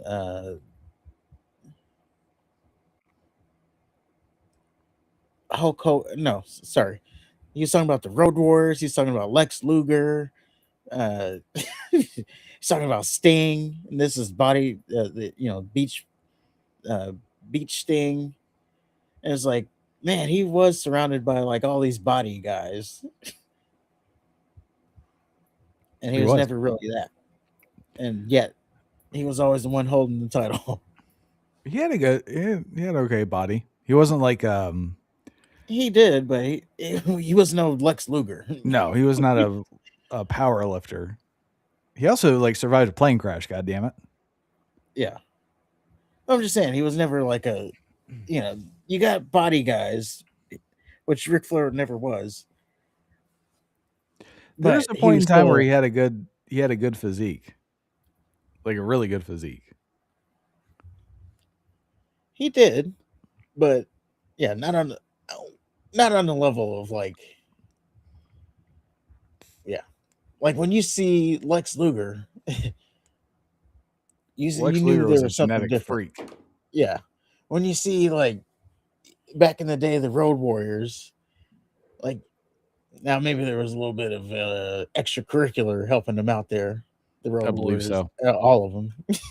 Ricky the Dragon Steamboat, even like looking back at him, he was like a big guy too. But yeah, maybe they were having a little bit of extracurricular.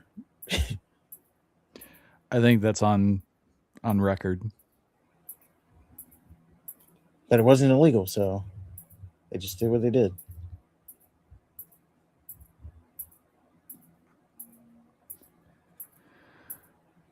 Well, that's the Royal Rumble. I enjoyed it, as I said. Yeah, I enjoyed it too. Again, the McIntyre Sammy match, I think I wasn't as into it just because of where it was. Like, I just needed I don't know, it was just there for me because it was sandwiched in between AJ Styles retiring and knowing the Royal Rumble's next. Well, the Sami McIntyre match was obviously the worst because best case scenario is you watch the Sami Zayn match. Worst case scenario is Sami Zayn wins. So it's kind of, which turd smells the least there. I can't say I was genuinely shocked that AJ lost, but I thought that was a nice. I'm glad that they went with that. instead of the other route. I like when, they subvert expectations. Yeah. Everybody claiming they're predictable. Well, that wasn't predictable. I guess it was, depending on which way you leaned. But I love the fact that it was open. Yeah, you didn't know for sure. Yeah. And that's what wrestling's all about. Yeah. Obviously didn't watch the girl match. Less said about that, the better. And yeah, even the Royal Rumble.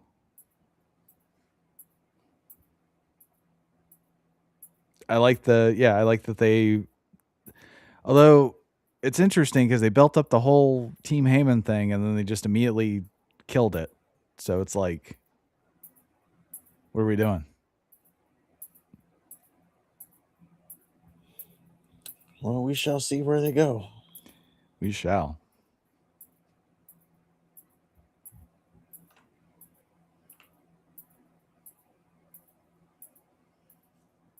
But all in all, yeah, I think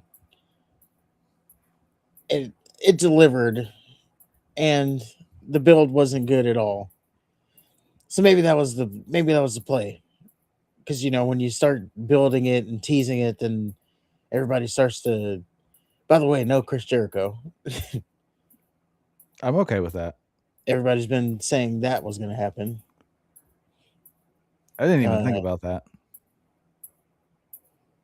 Well, I'm saying, like, when you start teasing stuff, Yeah. then expectations start to raise, and then that's how people start to get disappointed. So the fact that they underbuilt it, they didn't really do anything to build it. You didn't really have expectations, so then they over delivered. Yeah, the build was shit. Yeah, I think they lucked into a good show. Probably one of the better ones of the year. I know we just started, but Yeah. I mean, if we're being honest, their two Saturday night main event was good too. So they're kind of hitting some good shows here.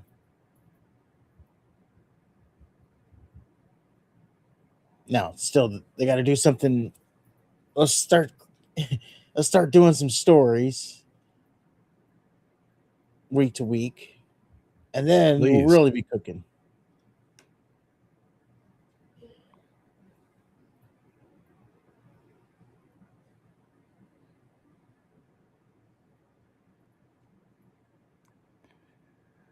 But that is all I have. Well, that only means one thing. We go on to some stories. And before we do, as usual, I'm going to go ahead and check the chat. And we got Fonzer as just got home not long from a long day at Disneyland. You chose Disneyland over the Royal Rumble, bro? What are you thinking? With the Fam Bam. Looking forward to watching, but heard it was one of the worst Royal Rumbles. Well, I don't know if you stuck around for that, but I would say we disagreed on our end. Thought it was pretty good. I watched some of the short highlights just now, and wow, what do you guys Why was think? it the worst? Maybe the fact that Roman won. He was a part-timer. I'm thrilled about that, but what are you going to do? At least it wasn't Jey Uso. I was disappointed. Disappointed that it wasn't Jey Uso.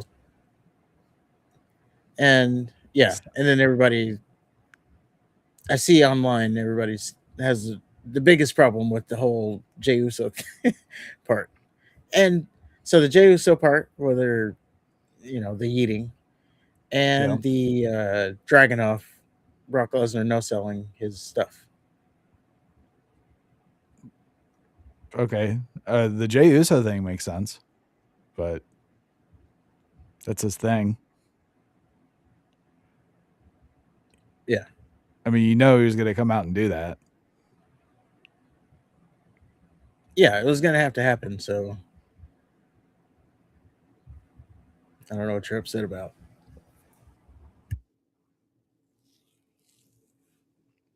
I mean, y'all got him out of the main event into the freaking tag team division. Now he's got to wrestle Otis and Tozawa. Like, what? No shit. Give the guy something. You can give him. You can let him eat. He's got to wrestle Otis and Tozawa. Worst Royal Rumble. Huh. I don't know about that.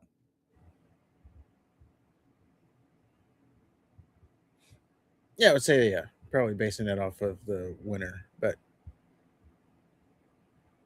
I guess it. I mean, people were upset that he's a part timer, but you know, I mean, I don't think it's very exciting that he won, but I don't think that makes it the worst Royal Rumble that he won.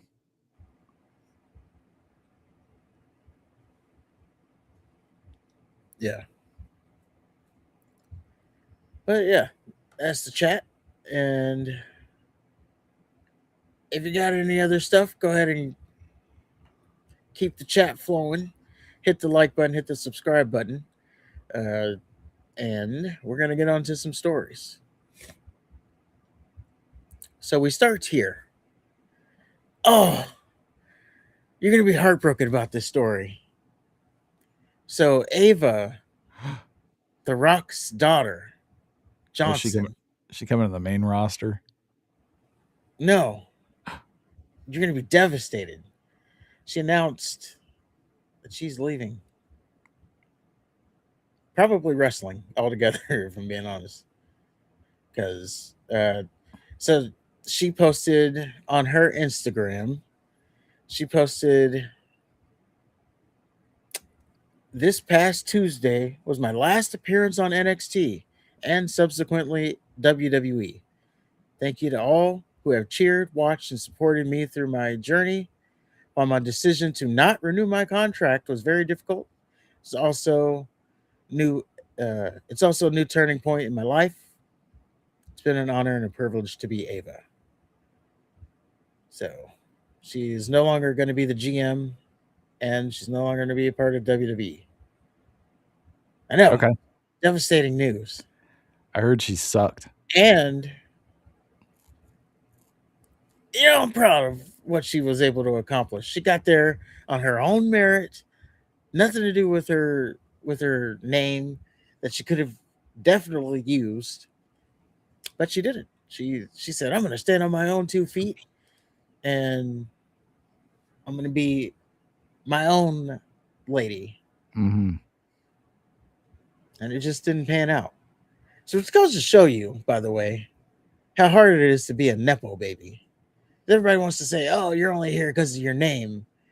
But, you know, not everybody can be Randy Orton. You're going to have some people who just don't pan out with their name. Randy Orton was oh, never mind. Well, I'm saying, I would say there's more times than, like, Sim Snuka didn't work out. Ted DiBiase Jr. allegedly didn't work out. Probably shouldn't be mentioning his name. Michael McGillicuddy. Michael McGillicuddy didn't work out. God, that was the first botch. Why didn't he use Henning? Or, well, I guess that would be, you can't be Perfect Junior. That wouldn't have made sense, but I don't know if it was his choice. wasn't Henning on bad terms with Vince or something? With WWE? I don't know about that. I thought I remember hearing something about that, but Mr. Perfect? He was on Yeah. the plane ride from hell, and I think he may have gotten fired for that. Oh, I don't know if necessarily bad terms. I don't know. I haven't heard that. I didn't hear that recently, so it's probably just something I misremember.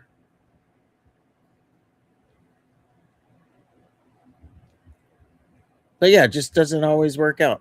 Even having a namesake or whatever, being an heir to the throne. Well, she wasn't very good. I didn't say her In what wrestle, way? but she was boring. She had no charisma. When she Well, talked, she could have got there. when she talked, it made my balls itch. You had to give her time. No, You she could didn't go to have it. speech therapy. There's people that have an inkling of talent that like, oh man, if you work really hard, you might be able to get somewhere. And she had nothing. Well, she was first of all having to live up to the name of Johnson. She didn't even have to do that. She was tucked away in NXT. Oh, at this rate, NXT is about to overtake SmackDown. SmackDown for 3 weeks now has not even had 1 million viewers, and I'm sure that's going to continue because SmackDown didn't even air, at a regular time this week.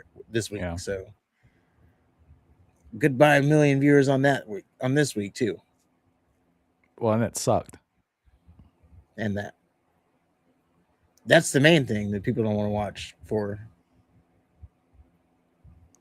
They're gonna tune in, see an 8-man tag match scheduled for the main event, and say nope. Or part of that 15-minute Miz match. That too. Oh, I'm out of here. So Carmelo Hayes and Ray Phoenix. I don't know what they're doing with Ray Phoenix. I thought he and Penta would have a moment at the Royal Rumble, and that they're just keeping them as far apart as possible. Yeah, they couldn't even get in the Royal Rumble at the same time. So yeah.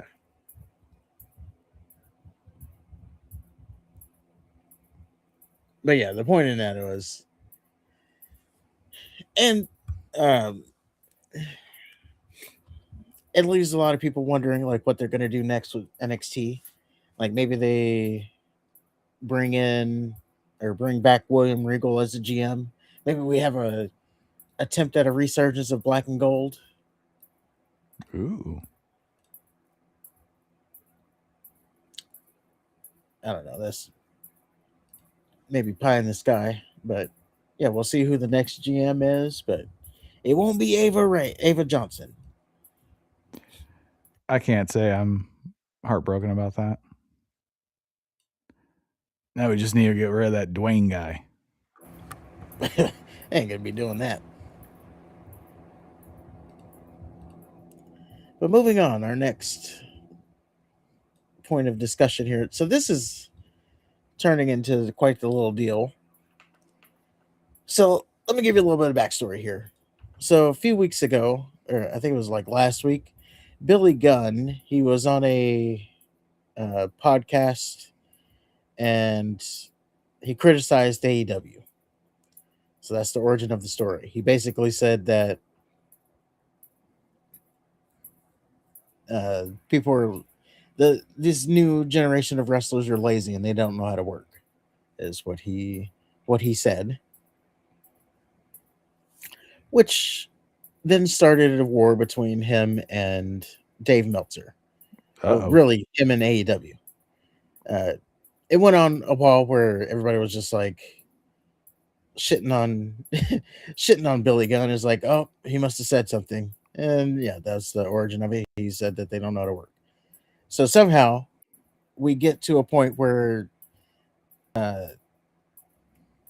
Dave Meltzer is talking about it on his show. And I guess they're having a match. He's having a match with his sons or something. I don't know the full context of it here, but that's not the takeaway. So we're going to play what Dave Meltzer says. And then we have Billy Gunn's reply to this, but let's play what Dave Meltzer says about the. And again, the origin is Billy Gunn said something bad about AEW, so the flags have to be out, of course. Don Callis is putting him over. He's like Kyle Fletcher. Paul White is like, I wouldn't say he's like the level of Billy Gunn. And I'm thinking like, dude, Billy Gunn on his best day isn't half the wrestler Kyle Fletcher is today. Probably not even a third. You know, it's like, but Billy Gunn is from that era, so he must be better than these guys. And it's just kind of like Kyle Fletcher legitimately might be, what, top 5, top 7 in the world? I think Billy Gunn was ever top 200? I don't want to say that, but I will say it was never top 5. Oh, no, wait. There were probably 10,000 wrestlers around the world, okay? You know, top 200 is a pretty high thing. He wasn't, I mean, top 200 famous? Absolutely, because he was in WWE and was a star. But I mean, top 200 worker, when you're talking about Japan and Mexico, not a chance. Those guys, there's so many, like if you do today top 200, the number 200 guy is someone who's pretty freaking great, you know, out of all these guys all over the world. But, you know, it was just like, come on, you know, like, not only that, but it's like Kyle Fletcher's the freaking future of this company. It was also interesting that Austin took the pin. It's like, wait a minute. Austin shouldn't be the one taking the pin. Why not? Why would he be taking the pin? I don't know why his voice was fluctuating like that. Maybe that's like him being charismatic. Okay. Because usually well, I guess I don't really ever actually hear Dave Meltzer. I always like read his quotes. Why doesn't the motherfucker get a real like microphone set up? He's always sitting on his goddamn couch with the stupid headphones and the stupid microphone. Get a goddamn computer or something. And now you know why I do this. This exact setup. Yes, that is why I do it. That is exactly the reason I do it, because he does it. I hate you now. This is exactly the reason I do it. No, you are lazy. No, I keep started telling you to do a boom mic, a boom arm. You're like, all right, I'll get one. Well, in my current setup, I don't have a desk, so there's that too. But once I get a desk, I'm gonna have a setup. When I get a desk, I'm gonna have a setup.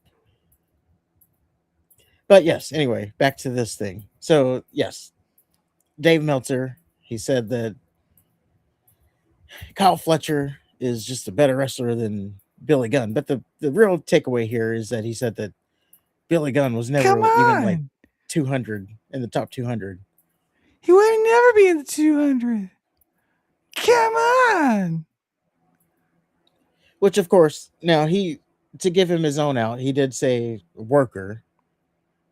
Because if you're talking about overall, of course, Billy Gunn at his peak was top 200.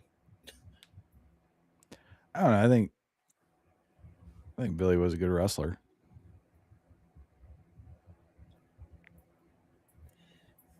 I was thinking, like, yeah, back when he was with the Smoking Guns, he's probably a pretty good wrestler. Like when he broke out before he got into the DX. And he's He's talking a about pretty good wrestler. he's trying to bring in Mexico and Japan, of course. And it's like if a bear shits in the woods and no one's around to, smell it. Yeah. Did the bear really shit? Yeah, that's crazy. But then we have Billy Gunn who replied to this. So he was on Busted Open Radio, and so again, the takeaway here for him is the 200 part. And I guess this is the takeaway from everybody, is saying that he wasn't top 200. So here's Billy's response. There's no part of me that ever said I was the greatest wrestler in the world. But you're not going to say I was never in the top 200.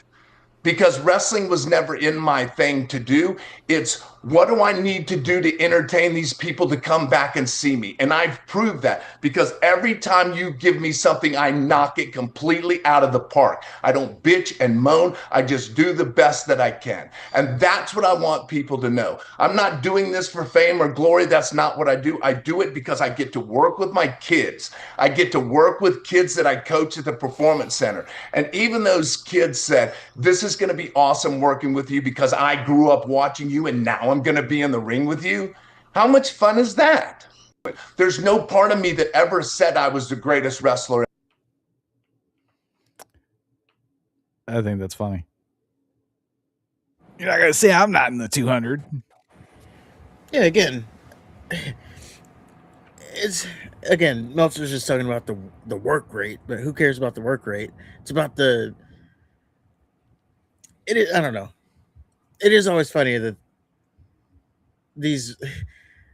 some people are always talking about Meltzer's always talking about in ring, but then you hear from people and they're like, and they always talk about how much money they made for the company. And I think that's the part that's lost on everybody. Everybody focuses on, what flips can you do, when you should be focusing on characters and stories and,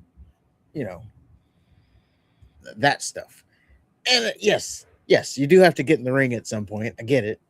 But Billy Gunn could hold his own, though. yes, he can. He was a good wrestler. Yeah. So yeah, that's his response. Now, Eric Bischoff also chimed in on this, this is what actually put me on the story here.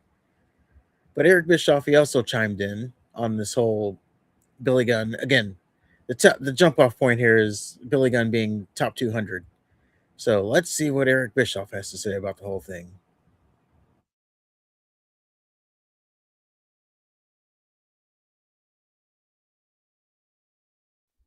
Dave is an irrelevant idiot, a social misfit, and completely out of touch. And if there's ever been any doubt as to how out of touch Dave Meltzer is, that comment should take care of it. It's about the business of the wrestling business. Kyle Fletcher couldn't draw flies if he had a main event in a barnyard. God damn. He's athletic as hell. And maybe, he has a lot of potential. But to make a statement like that for a guy that literally could walk through the lobby of this Marriott hotel that I'm in McDonough, Georgia, and I would bet you if there's 50 people downstairs right now, 49 of them wouldn't know who he is. And probably would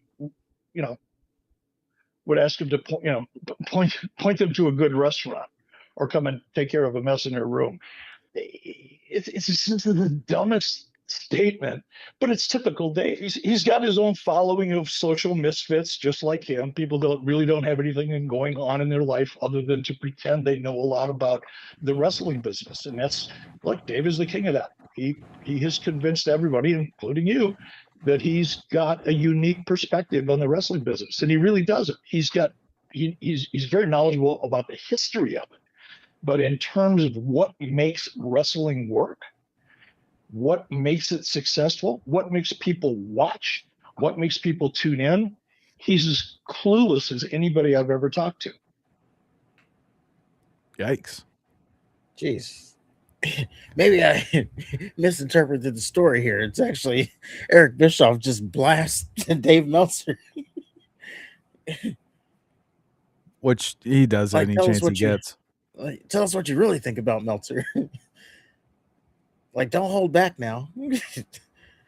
I think it's funny that this Kyle Fletcher guy is getting his nuts sucked on by Dave when not very long ago he was doing the same thing to Kyle O'Reilly. Is O'Reilly or Will Ospreay? Will Ospreay's hurt right now. And Kyle Fletcher's like the new Kyle Fletcher, in a nutshell, he's the new he is the new Will Ospreay. Like, oh, he couldn't draw. No one knows who he is. He's not good on the mic. Oh, but he's a great wrestler. Like, that's what people say about Ospreay. Oh, he's like, yeah, he's a great wrestler, but what does that get you? But he's a great wrestler. He's the top 5 wrestler in the world. I understand that. But what is, I don't know, the Meltzer crowd. And that's exactly what Eric's talking about. Like, the Meltzer crowd is all about the moves, the sequences, the flips, because there's got to be flips. Like, I can almost guarantee these are going to be the same people that would say Gunther can't wrestle. Well, that's all Gunther is. Yeah. And it's because they're the people who need to see the flips and the no sells. I saw this one that was so egregious. This dude got a pile driver, like a tiger driver, and literally did a flip out of it. Like, so they hit the ground and then he flips out of it, and they try to sell it as he blocked it when he blocked it with his head. Yeah. And that's the kind of stuff that, like, Meltzer would give. Oh, that's 10 stars. Okay. By the way, I wonder what he gave Gunther and AJ Styles. Oh, let me see. What star rating did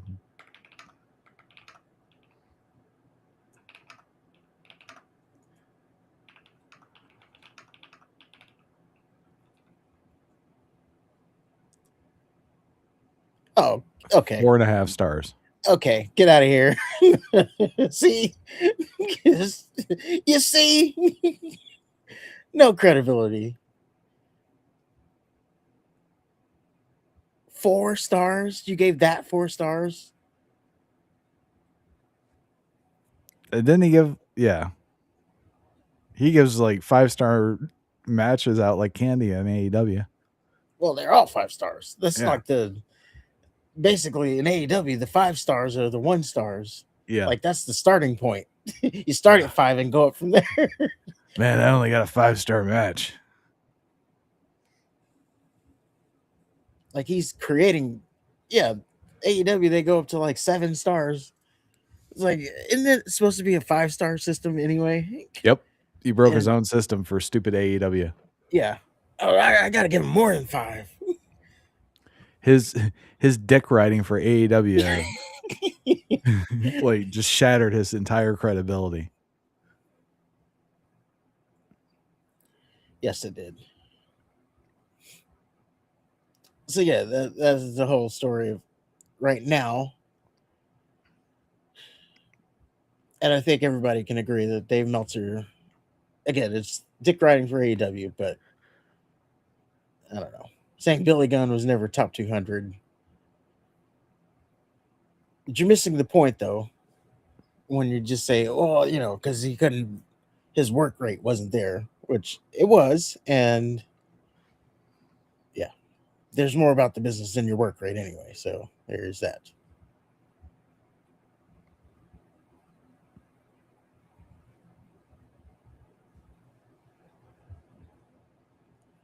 Okay, moving on. Let's talk about this troll job,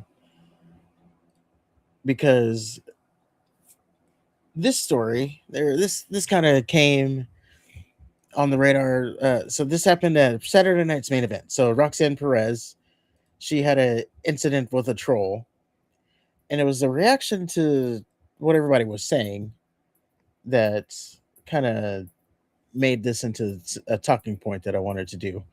So here's the clip, and it's going to be hard to, I'll already tell you, it's going to be hard to tell what the guy says, but I'll tell you afterwards.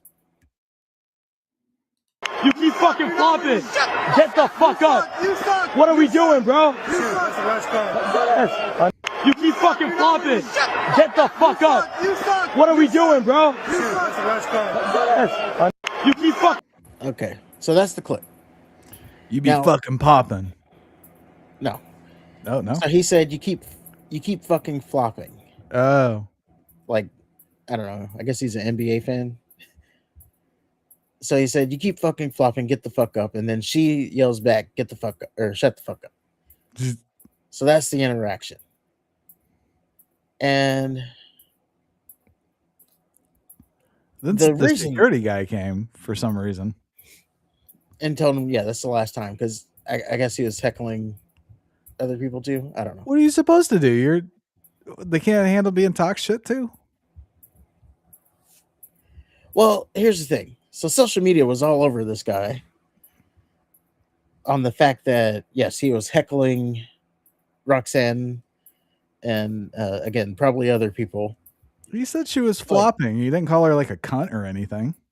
And yes, that is my point. So are we really to the point where, and then they complain about that too, but really to the point where you're literally just supposed to sit down and say nothing? Like, he didn't sexualize her. He didn't make a racist comment. He was being a fan. Yes. And then the security came to fucking say something. It's bullshit. Little snowflake Perez. And then she got angry.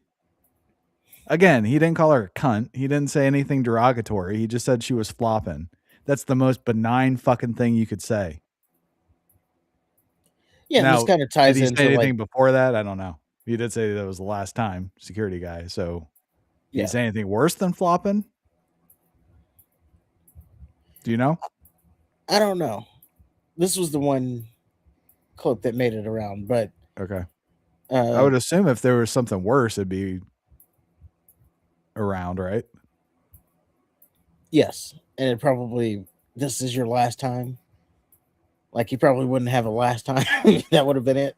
Well, no, what I'm saying is if he said something worse before this, because this is this is his last time.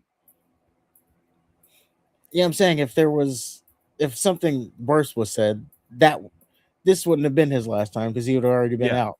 Yeah, exactly. Yeah. So I don't know, but yeah, social media was attacking this guy, saying like, yeah, if you pay tickets, you should just sit down and shut up. Is what everybody. That's the consensus. Is like, this guy should have just sit down and shut up. Sit on his hands. Yes. And fuck that. And again, he's paying tickets, or he's paying for tickets, and also he paid $8,000 for that ticket. He should be able to say what he wants. Yes. And then these are the same people who I would almost guarantee complained tonight that the Royal Rumble's women's match, which was like as quiet as you could hear a pin drop during the match, because no one was, it's the women's match in Saudi, so they weren't really into it outside of when Brie Bella came out. Well, that and the winner faces Jade Cargill or Stephanie Vicaire. Well, what I'm saying is, these are probably, I bet you these are the same people that are complaining that these crowds were just sitting there in silence and not reacting to the women. So this guy is reacting, again, didn't say anything derogatory, didn't say anything, he didn't sexualize her, he didn't, say anything racist, he didn't mention ICE. Like, he didn't do anything. He just said stop flopping, and yeah, everybody's saying he's out of pocket for this. Well, and I don't think it grow is a fucking pair of balls. Yeah. Now, I'll defend Roxanne here. I think this may have been in character for her. Oh, she turned. And even if it wasn't, and even if it wasn't, she is she's a heel, so she can get away with it.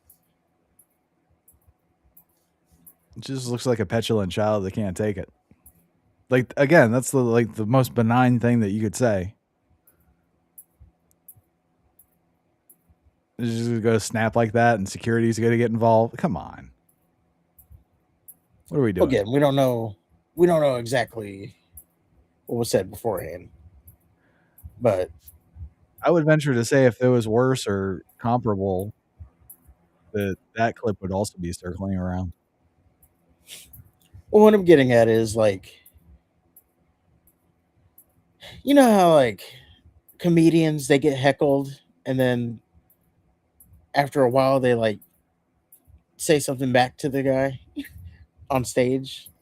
Yeah. Now this isn't a good golly, what's the damn word? Example. Jesus. This isn't a good example, but what I think of is like Eddie Murphy and in what's that movie where he gets skinny and he's a comedian. Oh, shit. Nutty Professor. Yeah, this isn't Eddie Murphy and Nutty Professor, but it also is kind of the same scenario where you know Dave Chappelle's character was heckling him and he's like, I don't know whether to smile at you or kick a field goal. And then, he went in on him. That's the closest example I can think of offhand. But yes, all I'm saying is like that. So someone keeps heckling, and then finally the comedian pulls them in and, riffs on them back. I think that's kind of what Roxanne may have been going through. Like, this guy kept going and going and going. So she finally was like, shut the fuck up. Maybe. But if that's the kind of shit he was throwing at her, and I think they were in Canada, weren't they? Yeah. So yeah, they got like, I think they have like real hate speech laws and shit. So she could have been hit with anything too bad. Yeah. But yeah, everybody jumped on this guy. I just think overall we're getting kind of, I don't know. You just can't win. Like, oh, you should sit down and say nothing. Unless you're cheering for her. Yeah, the heel. And then when people are quiet over women's wrestling, oh, you guys aren't supporting women's wrestling. So how exactly are you wanting, like, tell us exactly how you want us to react here. Like, exactly how would you, are we just supposed to, I don't know. Another example. When Ivy Nile came out to the Royal Rumble, everybody was chanting "You suck" to her name, to her theme song, like like they did with Kurt Angle. So, was that what we were supposed to do there? Not say anything? Like, oh, you can't be telling her she sucks, or is that okay because it's part of the show? Like, they want you to chant that, so that's okay. But if they didn't want you to chant that, you couldn't chant that. It sounds like it. Is that it? You can only chant what they want you to chant. Yeah. Like, do they hand out papers beforehand? Hand out papers, take away signs. No, you want this sign instead. Yeah. Like, talking about being a trained SEAL. It's just like exactly what Triple H wants. Because remember, he said the real fans are the one who are yeeting in the crowd, not the ones complaining online. Well, fortunately, the comments seem to be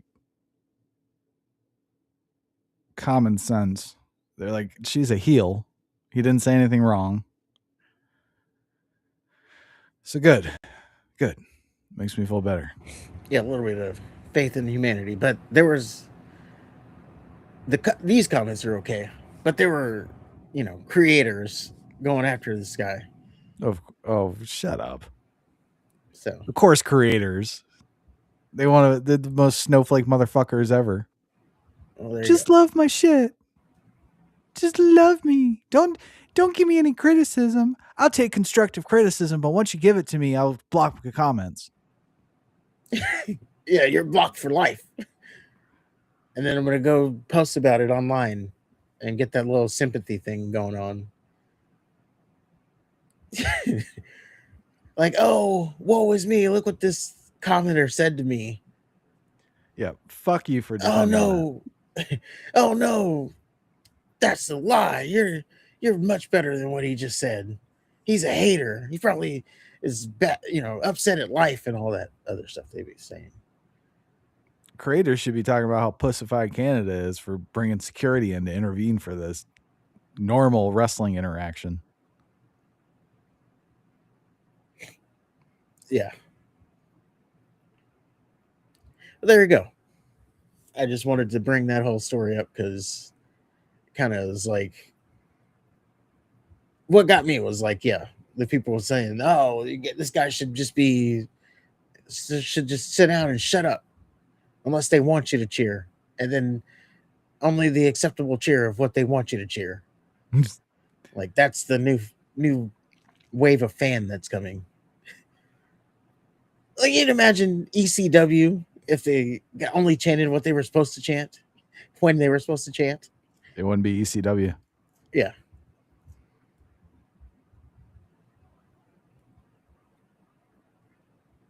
But moving on, we have our next story, which is, yeah, we can go ahead and talk about Roman Reigns. Now, this was in character, maybe. Some of it was.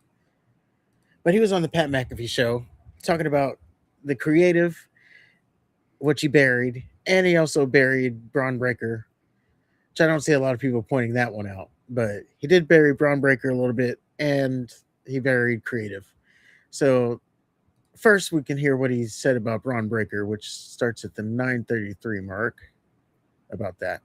You gotta learn all the different nuances to this game. You got to sharpen every blade in your set. So I think Breaker's got a hell of a future in front of him as long as he kind of stays out of my wheelhouse of what I'm trying to do. I think he'll be all right.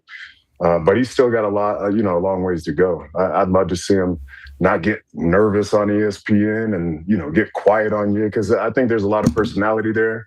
What's your problem? Hey, it takes time, bro. What? I can't. I got to jab back now.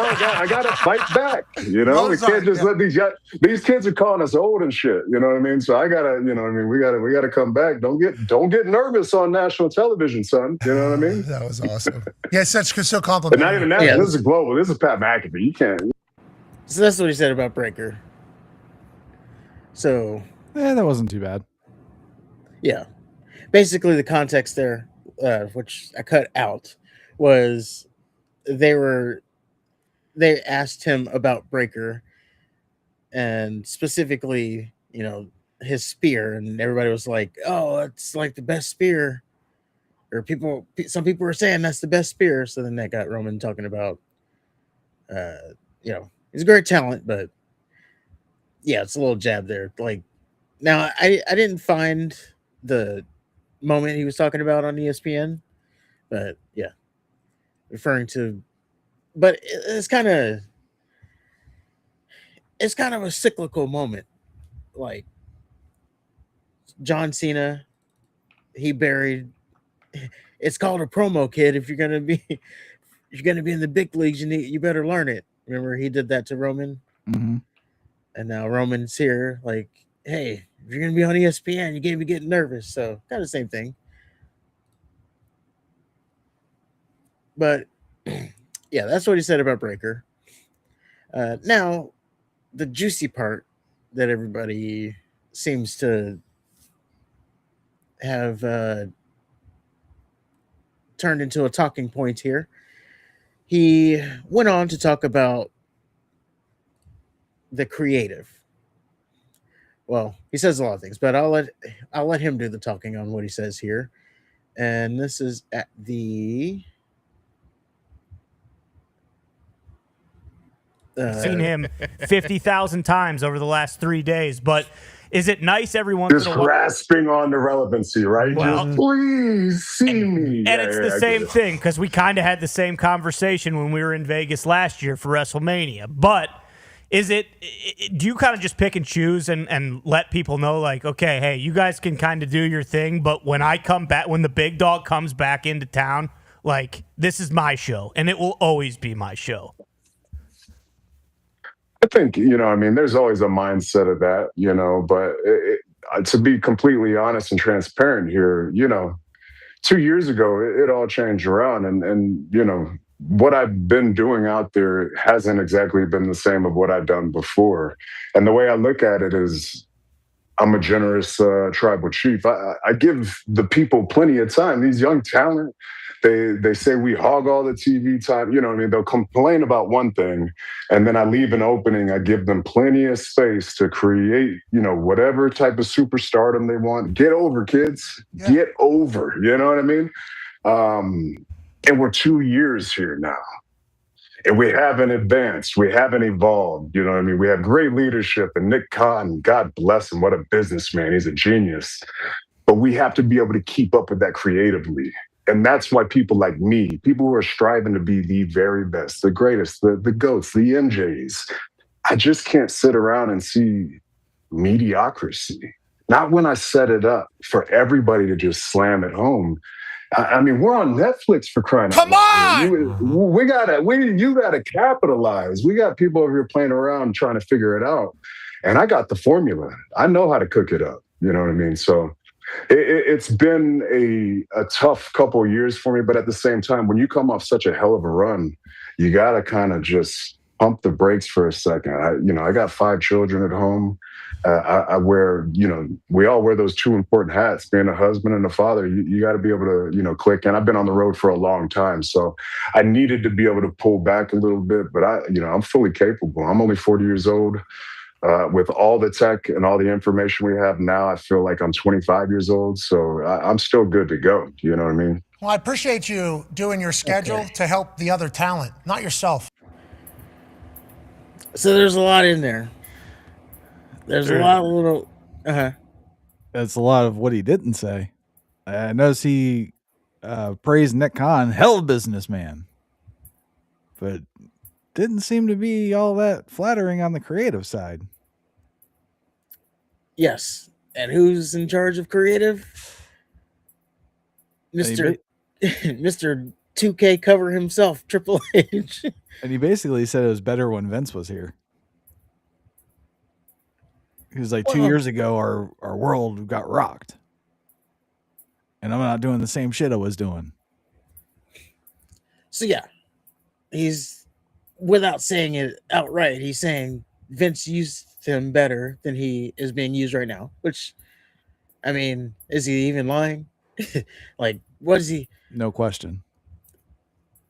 I'm a Bronson Reed fan, but was he coming back?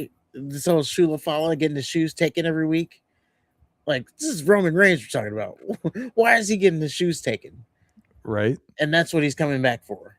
Like, he comes back, gets his shoes taken, leaves for a couple whatever time. And then, yeah. So.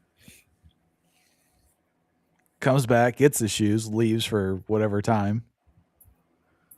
Yeah, and that's, again, about him being a part-timer.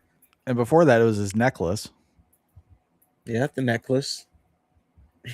Yes, his whole since his run as being the tribal chief with the title, basically everything's been about something getting stolen from him. That's his storylines right now. Stuff getting stolen. That and trying to make Jay a man, which now Jay's a tag team champion. Getting ready to face Otis. Yeah. So failed there too. So yeah. Kind of indirectly praised Vince. And then he said, that we got to keep up creatively, which again, Triple H is in charge of creative. So without saying it, you're basically saying, yeah, Triple H ain't doing shit. And that goes to the whole, I mean, unless you're a genuine React streamer, I guess, everybody else can see that the product isn't in that boom period that they like to tell us we're in. The ratings are going backwards. SmackDown 3 weeks straight. Well, but they're making so much money. Let's just say SmackDown for 4 weeks straight now has been under 1 million views. I And I guess you can blame. Well, yeah, you can't even. Well, they're on a different time zone. Let's go ahead and throw that excuse there. Netflix, Raw's not even making it, barely makes it in the top 10 from week to week. Depends on what new comes out.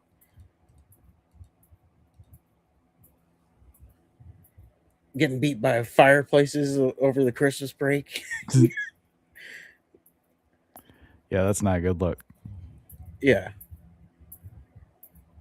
And, I forgot who it was said, but, was it Stone Cold that said, like, yeah. This goes along with, like, what Stone Cold said is, like, they just follow the same formula. There's nothing creative happening. Nope. You start the show, someone comes out, someone else interrupts, and that's your main event for the evening. They're even like regurgitating storylines, like with the U.S. title. Yes. And then the hooded guy. The hooded guy who attacked Braun Breaker. Didn't we just see that storyline like 2 weeks ago? Using Seth Rollins moves. Using Seth Rollins' move. Even Wade Barrett. Oh, we've seen this before. Yes, we have. Like 2 weeks ago. Yeah, the worst part is they don't push any envelopes. It's just all fucking safe and cookie cutter, and I don't know. There's no gold dust wearing a G-string. Well, there's Kit Wilson. That's about as far as they can take it. Who wasn't in the Royal Rumble, which I was interested to see if he was going to be in the Royal Rumble, 1, and 2, how he was going to get, how smeared. How the reaction was going to be, because over there I don't think they play like that. So I was interested to see how that was going to go over, but they played it safe and just didn't have him show up.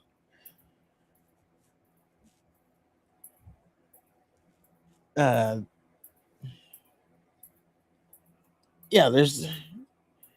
just regurgitated storylines, so formulaic, and just like going back to Raw, where CM Punk and AJ Styles ended up being the main event. And maybe this is just a wrestling thing in me, but I was like, okay, so the main event was made, and it was a good main event. Don't get me wrong, but it's like, so what was the main event had that not, this whole interaction had that not taken place? What was the main event? It's a good question. Like, did it? Yeah, I was just thinking that because they came out, AJ Styles and CM Punk was skirting around the idea. I was like, and then they made them, and then later on, Pierce makes it official. It was like, well, if that didn't happen, then what was the main event going to be? What was the match before that? Was it that tag team match thing? So maybe that it is for the tag titles. Maybe. I'm not saying that'd be better. I'm just saying that would be the main event. Yeah, but it's just like, I don't know. Obviously, they had it planned out beforehand, but or they could have had Balor challenge Punk again. Yeah, I want my rematch. And again, yeah, obviously they had it planned out, but it just goes into the whole formula thing. Like, someone comes out, they interrupt, and then that sets up the main event, and we're redoing storylines left and right. So it doesn't seem very creative. It's not. Like, it's hard to lose yourself in like the universe of the WWE when like they don't even try. And if they are trying, that's even worse. I don't think they are. I think, as Roman Reigns kind of said there, Nick Khan is such a great businessman. So he's making them, hands over fist in cash. They're getting these deals. They're selling everything they can sell. $5 billion from Netflix. however much the Saudis paid for this Royal Rumble. So yeah, they're getting money. They're getting more money than they can even, like, generations are going to be able to live off the money they're getting. So they don't really have to try. And they're taking they kind of take the fans for granted. Like, oh, you're going to be there because, we got these new style of fans who are just you do what you're told. We're going to tell you how to react, when to react, and you're going to like it. And then if you try to buck the system, then now you get alienated. Or, you're negative. Other words they say is you're negative, you're miserable. Those are all the kind of things they say. If you, want to be, if you for some, or you got a mental illness, they say all that shit. If you for some reason go against the business, if you try to speak up, then you got a mental illness or you're miserable in life. You probably get cheated on.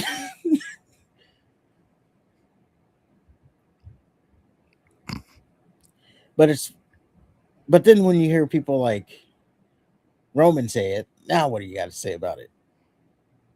Is he miserable? He might be. Yeah, he said he's got 5 kids. He's probably miserable.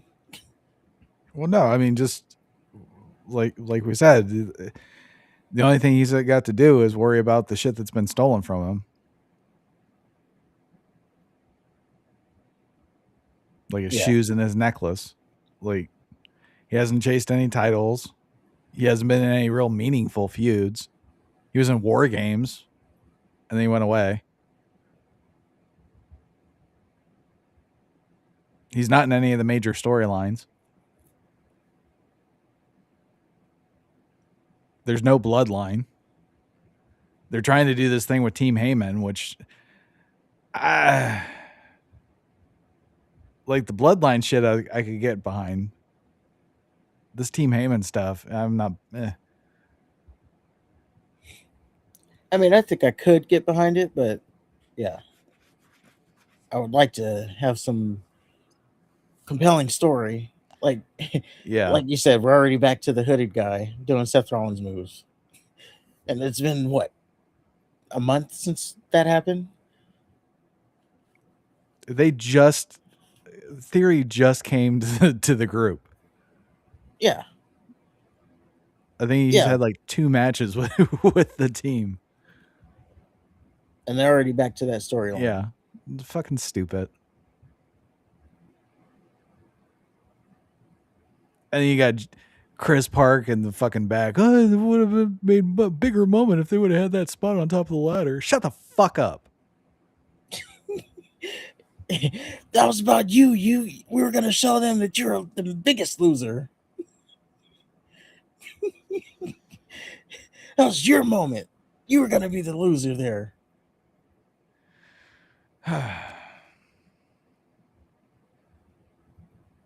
Yeah, Unreal as a whole probably isn't helping either.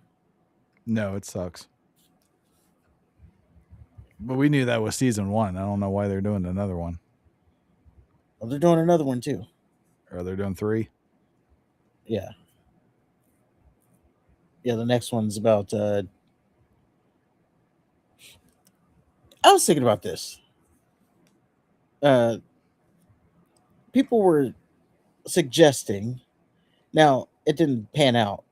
But people were suggesting that this whole AJ Styles retirement tease here, they were suggesting that this was for Unreal Season 3. Like, oh, there's... Like, they thought... Like, especially with, like, what Shinsuke put out, they thought that this was all, building for the next season of Unreal. So they, that apparently they had this big thing about tricking people. They hang their hat on tricking people on storylines. But my thing is, it's almost like they're saving all the creative for Unreal. Like all the ideas? Yes. Like not I don't know how to best describe it, but like the Seth All the Rollins, energy is being put into. yes, Unreal. But their whole creativity, the creative, it's not for the betterment of the show, but it's for the betterment of Unreal. It's like, oh, we're gonna do this, but not for the TV show. Like, oh, this will be really good for when we do our Unreal thing. Yes. Okay. Yes. Like their ideas, any good idea that they're having is, yes, basically so that they have a good thing for Unreal. Okay. And it seems like that's where the focus is. I don't know. I don't know what their fucking focus is, but it's not on the shit that made us start watching in the first place. Yeah. And I don't know if it would be better or worse with Vince. Because I know, like, we were all clamoring for him to fucking go away because his shit was stale too. But I do know that he at least made shit interesting to a degree. Well, I don't know if it would be better with Vince. I couldn't say it would be worse because at least, yeah, had there was some bad stories. shit. Yeah, there was some bad shit, but yeah, he at least tried stuff. Like, for instance, like the that group, I forgot what they were called. The group that Mace and all those people, Slapjack, the dudes running around in mask.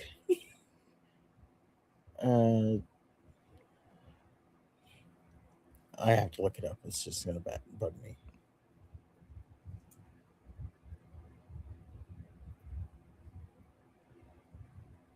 Slapjack. While he's doing that, let's take a look at the chat. Retribution. There it is. So the Retribution, which was pretty bad overall, but at least it was something to talk about. Yeah, I just know that there were stories, and even though it was like bad stories, it was still they got you hooked into a point. Yeah, or like another thing was Austin Theory with the golden egg. Like, yes, that was a bad story. I don't know if were you around for that one? No, thank God. So this happened during a SummerSlam. Someone, Mr. McMahon, got this like $1 million or something like that, like a 24 karat gold egg, and someone broke into his office and stole it. Why would he travel with it? Well, he brought it to the. I don't know. He wanted to show it off. Okay. And What someone city broke were they in? I don't remember. Yeah. But someone broke into his office and stole it. And then there was a storyline based off of that. Who stole Mr. McMahon's egg? And it turned out it was Austin Theory. And yeah. So, yeah, it was a stupid story, but it got everybody talking. Oh, who stole the egg? And Why did he steal the egg? why did he steal the egg? And why did Mr. McMahon have an egg? Did they explain why he stole the egg? He wanted to take a selfie with it. Oh God, that's stupid. Yeah. And then it turned out like Mr. McMahon then turned out to have respect for him for taking initiative. See, that's then, something. Yeah, taking initiative, and then yeah, that's when Austin Theory became his like boy toy type deal. God, that's awful. Yeah. There was that, and then there's like another story where like the most weird one of the recent events or recently was like when Lacey Evans got pregnant. Mm. And the storyline, so the storyline was Ric Flair was like kind of managing Lacey Evans while she was in a feud with Charlotte Flair, but she in real life got pregnant. Lacey Evans did. And then they started suggesting that maybe Ric Flair was the father of this baby. Naturally. like That's the only 80-year-old logical conclusion you can have. 80-year-old Ric Flair started to, yeah. So that was the story, was like, yeah, Ric Flair got Lacey Evans pregnant. So yeah, there were bad stories, but I don't know, there was something to talk about. It's better than anything Triple H has done so far. Like, what's a good story he's done? Well, really, if we're saying the Bloodline story was good, that wasn't even his story. He finished what was there, like the Cody Rhodes stuff. He finished what was there. I don't count that. That was basically, you get the playoff team or the team that just lost the AFC championship. They fire their coach because they can't ever get over the hump. And you get that team and then you take them to the Super Bowl. Like, yeah, you took them to the Super Bowl, but it's not really your work. Yeah. Or like, I was thinking like Nick Foles with the Eagles. You have Carson Wentz plays all season. He gets them to the playoffs. Nick Foles comes in as the backup, ends up winning the Super Bowl. I like my football analogy better.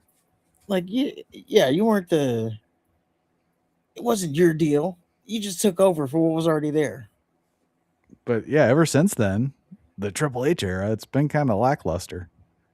Like you had the start of that thing with the Wyatt sucks, but then where they murdered the whole roster. Yeah, then nothing. And then there's posting at Whataburger that same night, and then showing up the next week with no mention, not even a hint at murdering everybody. You just murdered.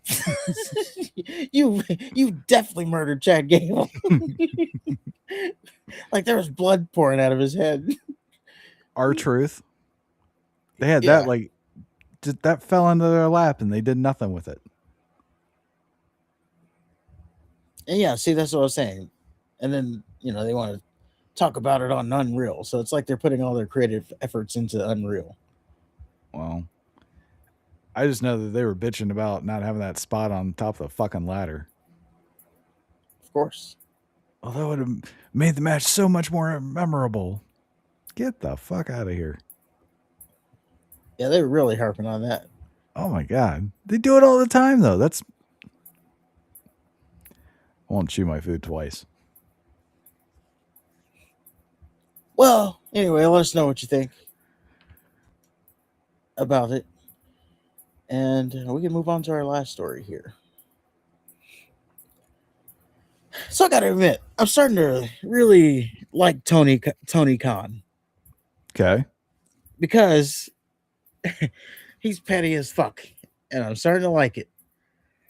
So now these are allegations, by the way. And there's nothing really substantial. But we have this guy. His name is Nick Piccolo. Or I think that's how you say his last name. Lo Piccolo. Nick Lo Piccolo is his name. Jesus. Quick rundown of who this is and why this is important. So this guy, he used to work for WWE. He's basically a talent agent for CM Punk, Drew McIntyre, Jade Cargill, Liv Morgan, and so on, right? So he's just a talent agent for them. And he has a Twitter account. Well, he accused Tony Khan of running a burner account and basically going after him.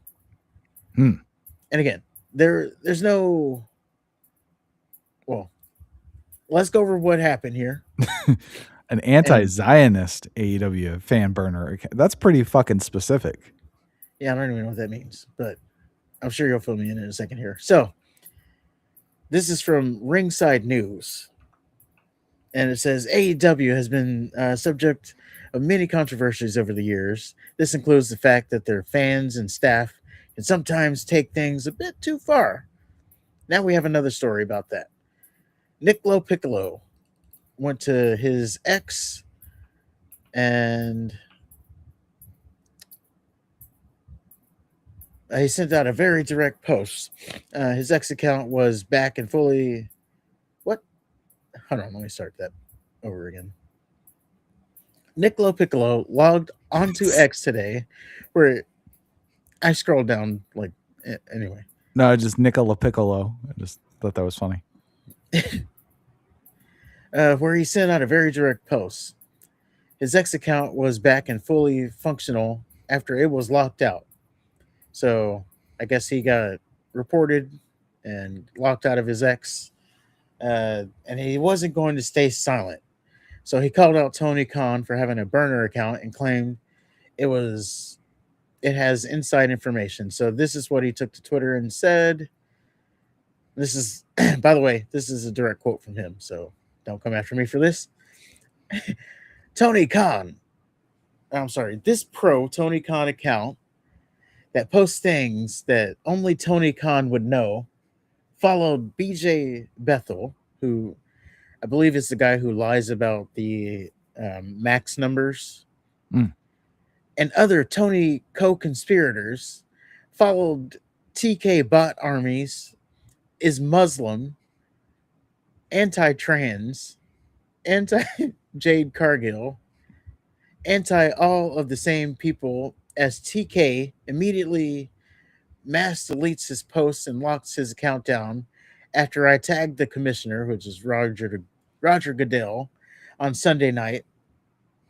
That must have hit too close to home because obviously Burner, and then he gives the name, Ron 114-79281, reported my X account, and it was suspended less than 15 minutes later after I tagged the commish. And I connected the dots here. So his connection of the... Well, anyway, let me finish here. But this guy has inside knowledge. If I got fired from Paradigm 12 days ago, and then, yeah, an anti-Zionist burner, obsessed with pro wrestling and AEW, with close connections to Hollywood. Sorry, Tony Khan, the VPN won't save you.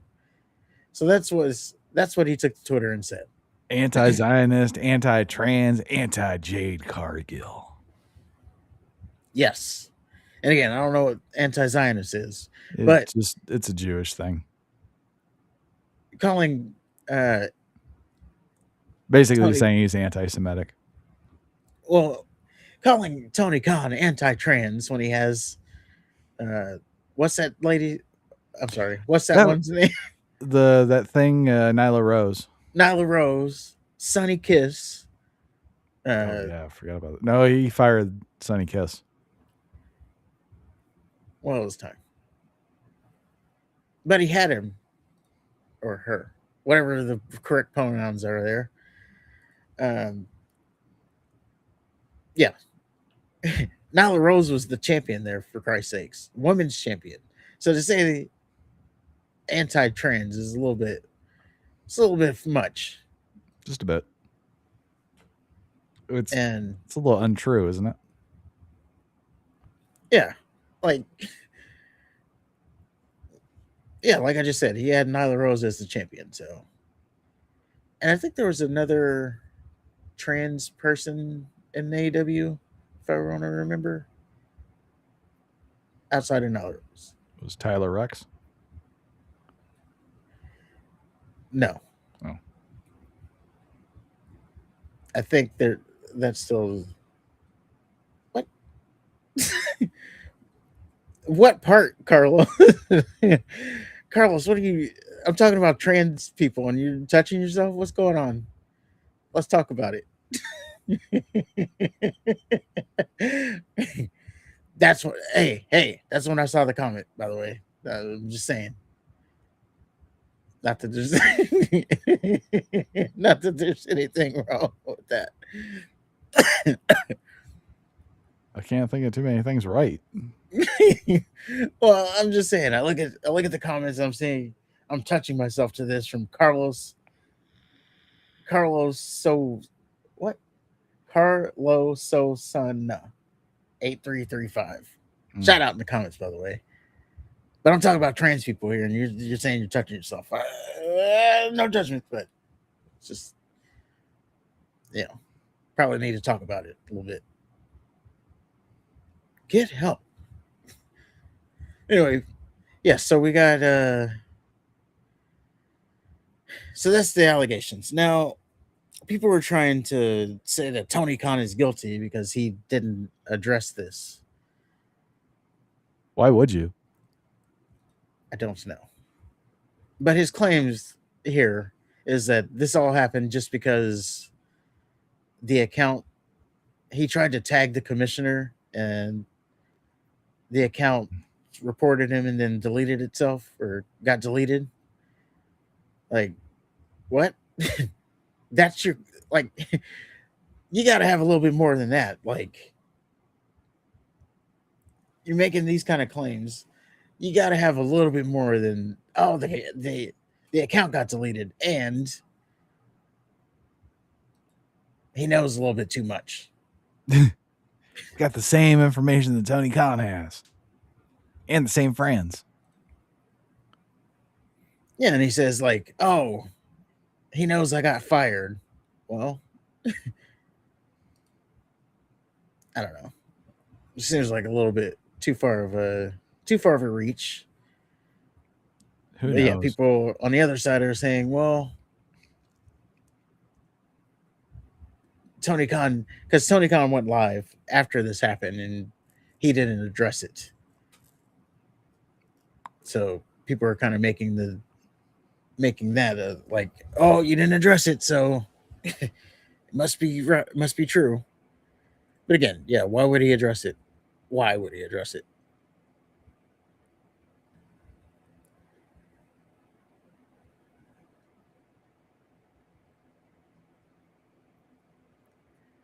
There was something else I wanted to.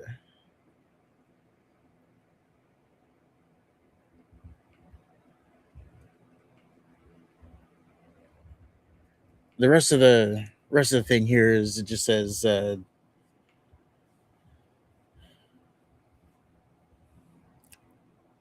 he also said that this account was linked to a harassment campaign aimed at his 5-year-old daughter. Why is she on social media? That's another question, but there you go. But as I was saying, if this is true, like just the idea of Tony Khan, billionaire from his dad's money, but it's still his too, and running a soccer team, running the Jaguars, running a promotion that has 2 TV shows a week, and he still finds time to get down in the mud and troll someone. Like, you gotta have respect for that. Like, why do the one thing is he could like use his own account. Like, don't even hide it. Just use his own account. Yeah, come on, Kevin Durant. Yeah, Durant is a big burner account guy too.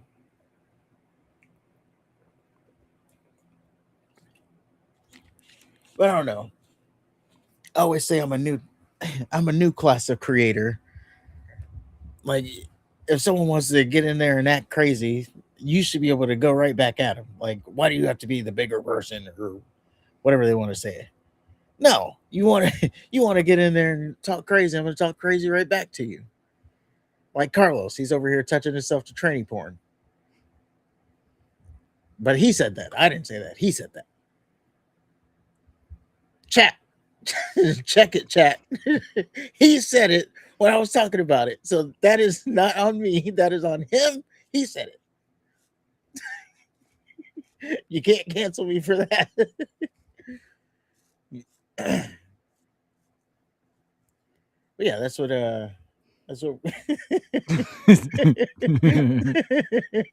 Just letting you go.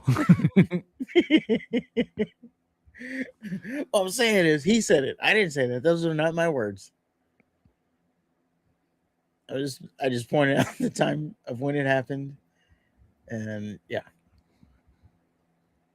But yeah, back to Tony Khan. If he's like he's running all this shit, and then if he's still trolling people, I don't know. I just appreciate that level. And it just goes to show that yes, on the other side of this, we are people too. Some people, they're just gonna hold their tongue because they're cowards, but some people will, even if they have to jump on another account, go right back at you.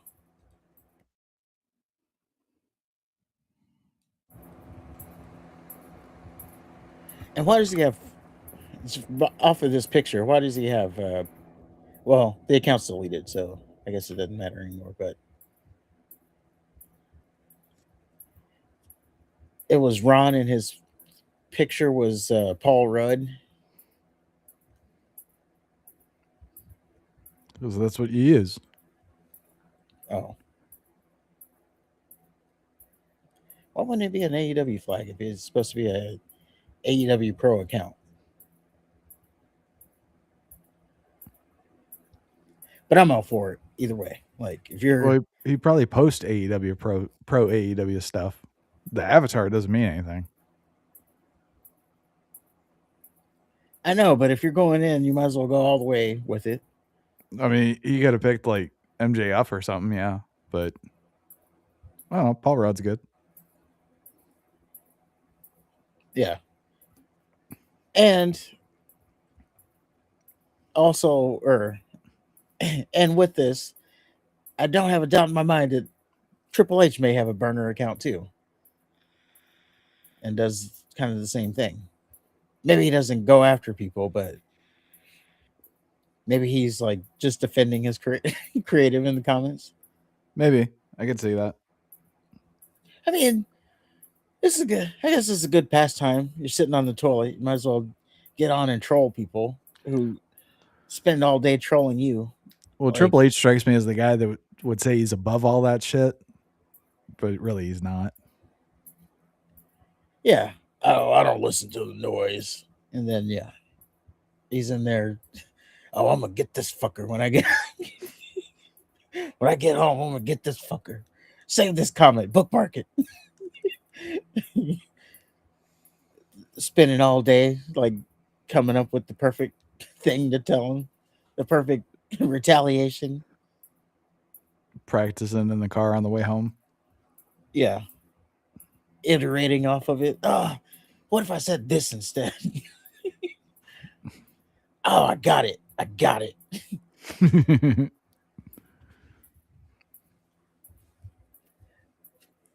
But yeah, if you're dishing it out, you should be able to take it too.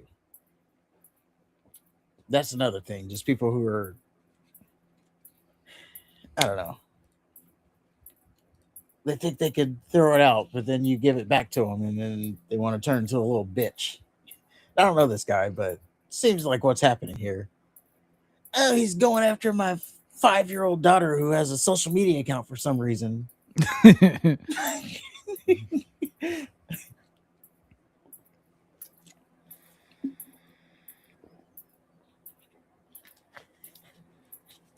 But yeah, that's the story about Tony Khan and his burner. You got anything to say on it?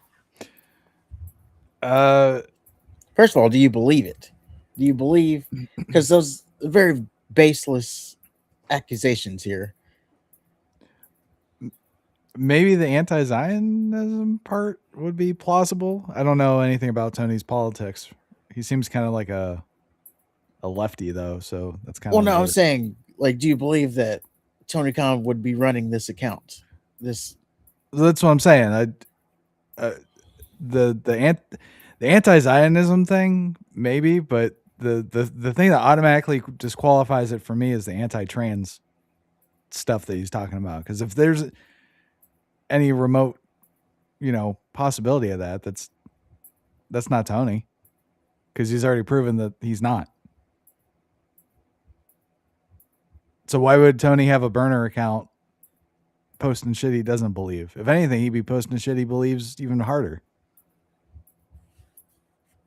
Right.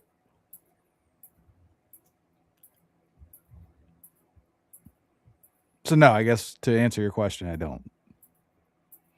He might have a burner account, but this particular one, maybe I don't think so.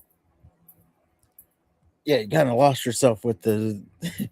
You went too far there, bro. If you would have stayed a little bit believable, but then you can say, "Oh, and he's anti-trans." Yeah, I don't think that's the case. And Jade Cargill was like 200-0, wasn't she? Yes. So, yeah, I don't know. Don't know what to make of that. I also don't know. I can see Tony clapping back anyway because his fan base is so like rabid and diehard that I could see him not hiding behind a burner account because he still has the sycophants that'll suck his dick no matter what. Oh, that was a good burn, Tony. Yeah, that is true. Oh, and by the way, remember, well, I guess it wasn't his call, but I was going to say, remember Trey Miguel, just last week we talked about, got his ass fired for saying a gay comment. You're going to say you're firing someone over a gay comment, but you're secretly anti-trans. posting. Yeah. Yeah, like that doesn't add up. That doesn't track.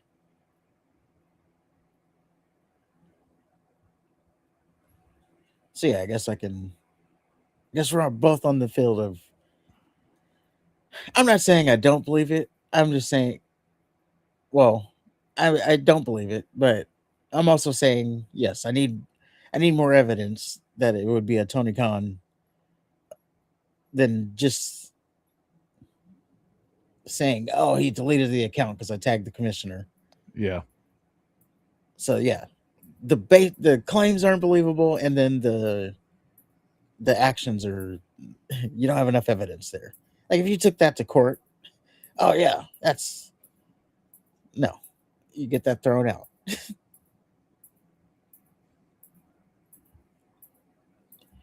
But on that note, let us know what you think about it in the comments. And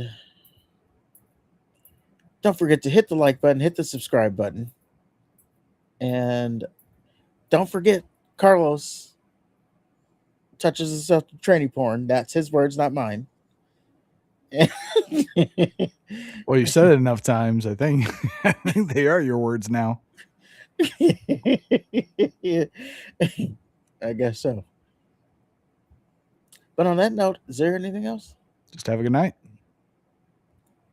And survey says one more for the good guys.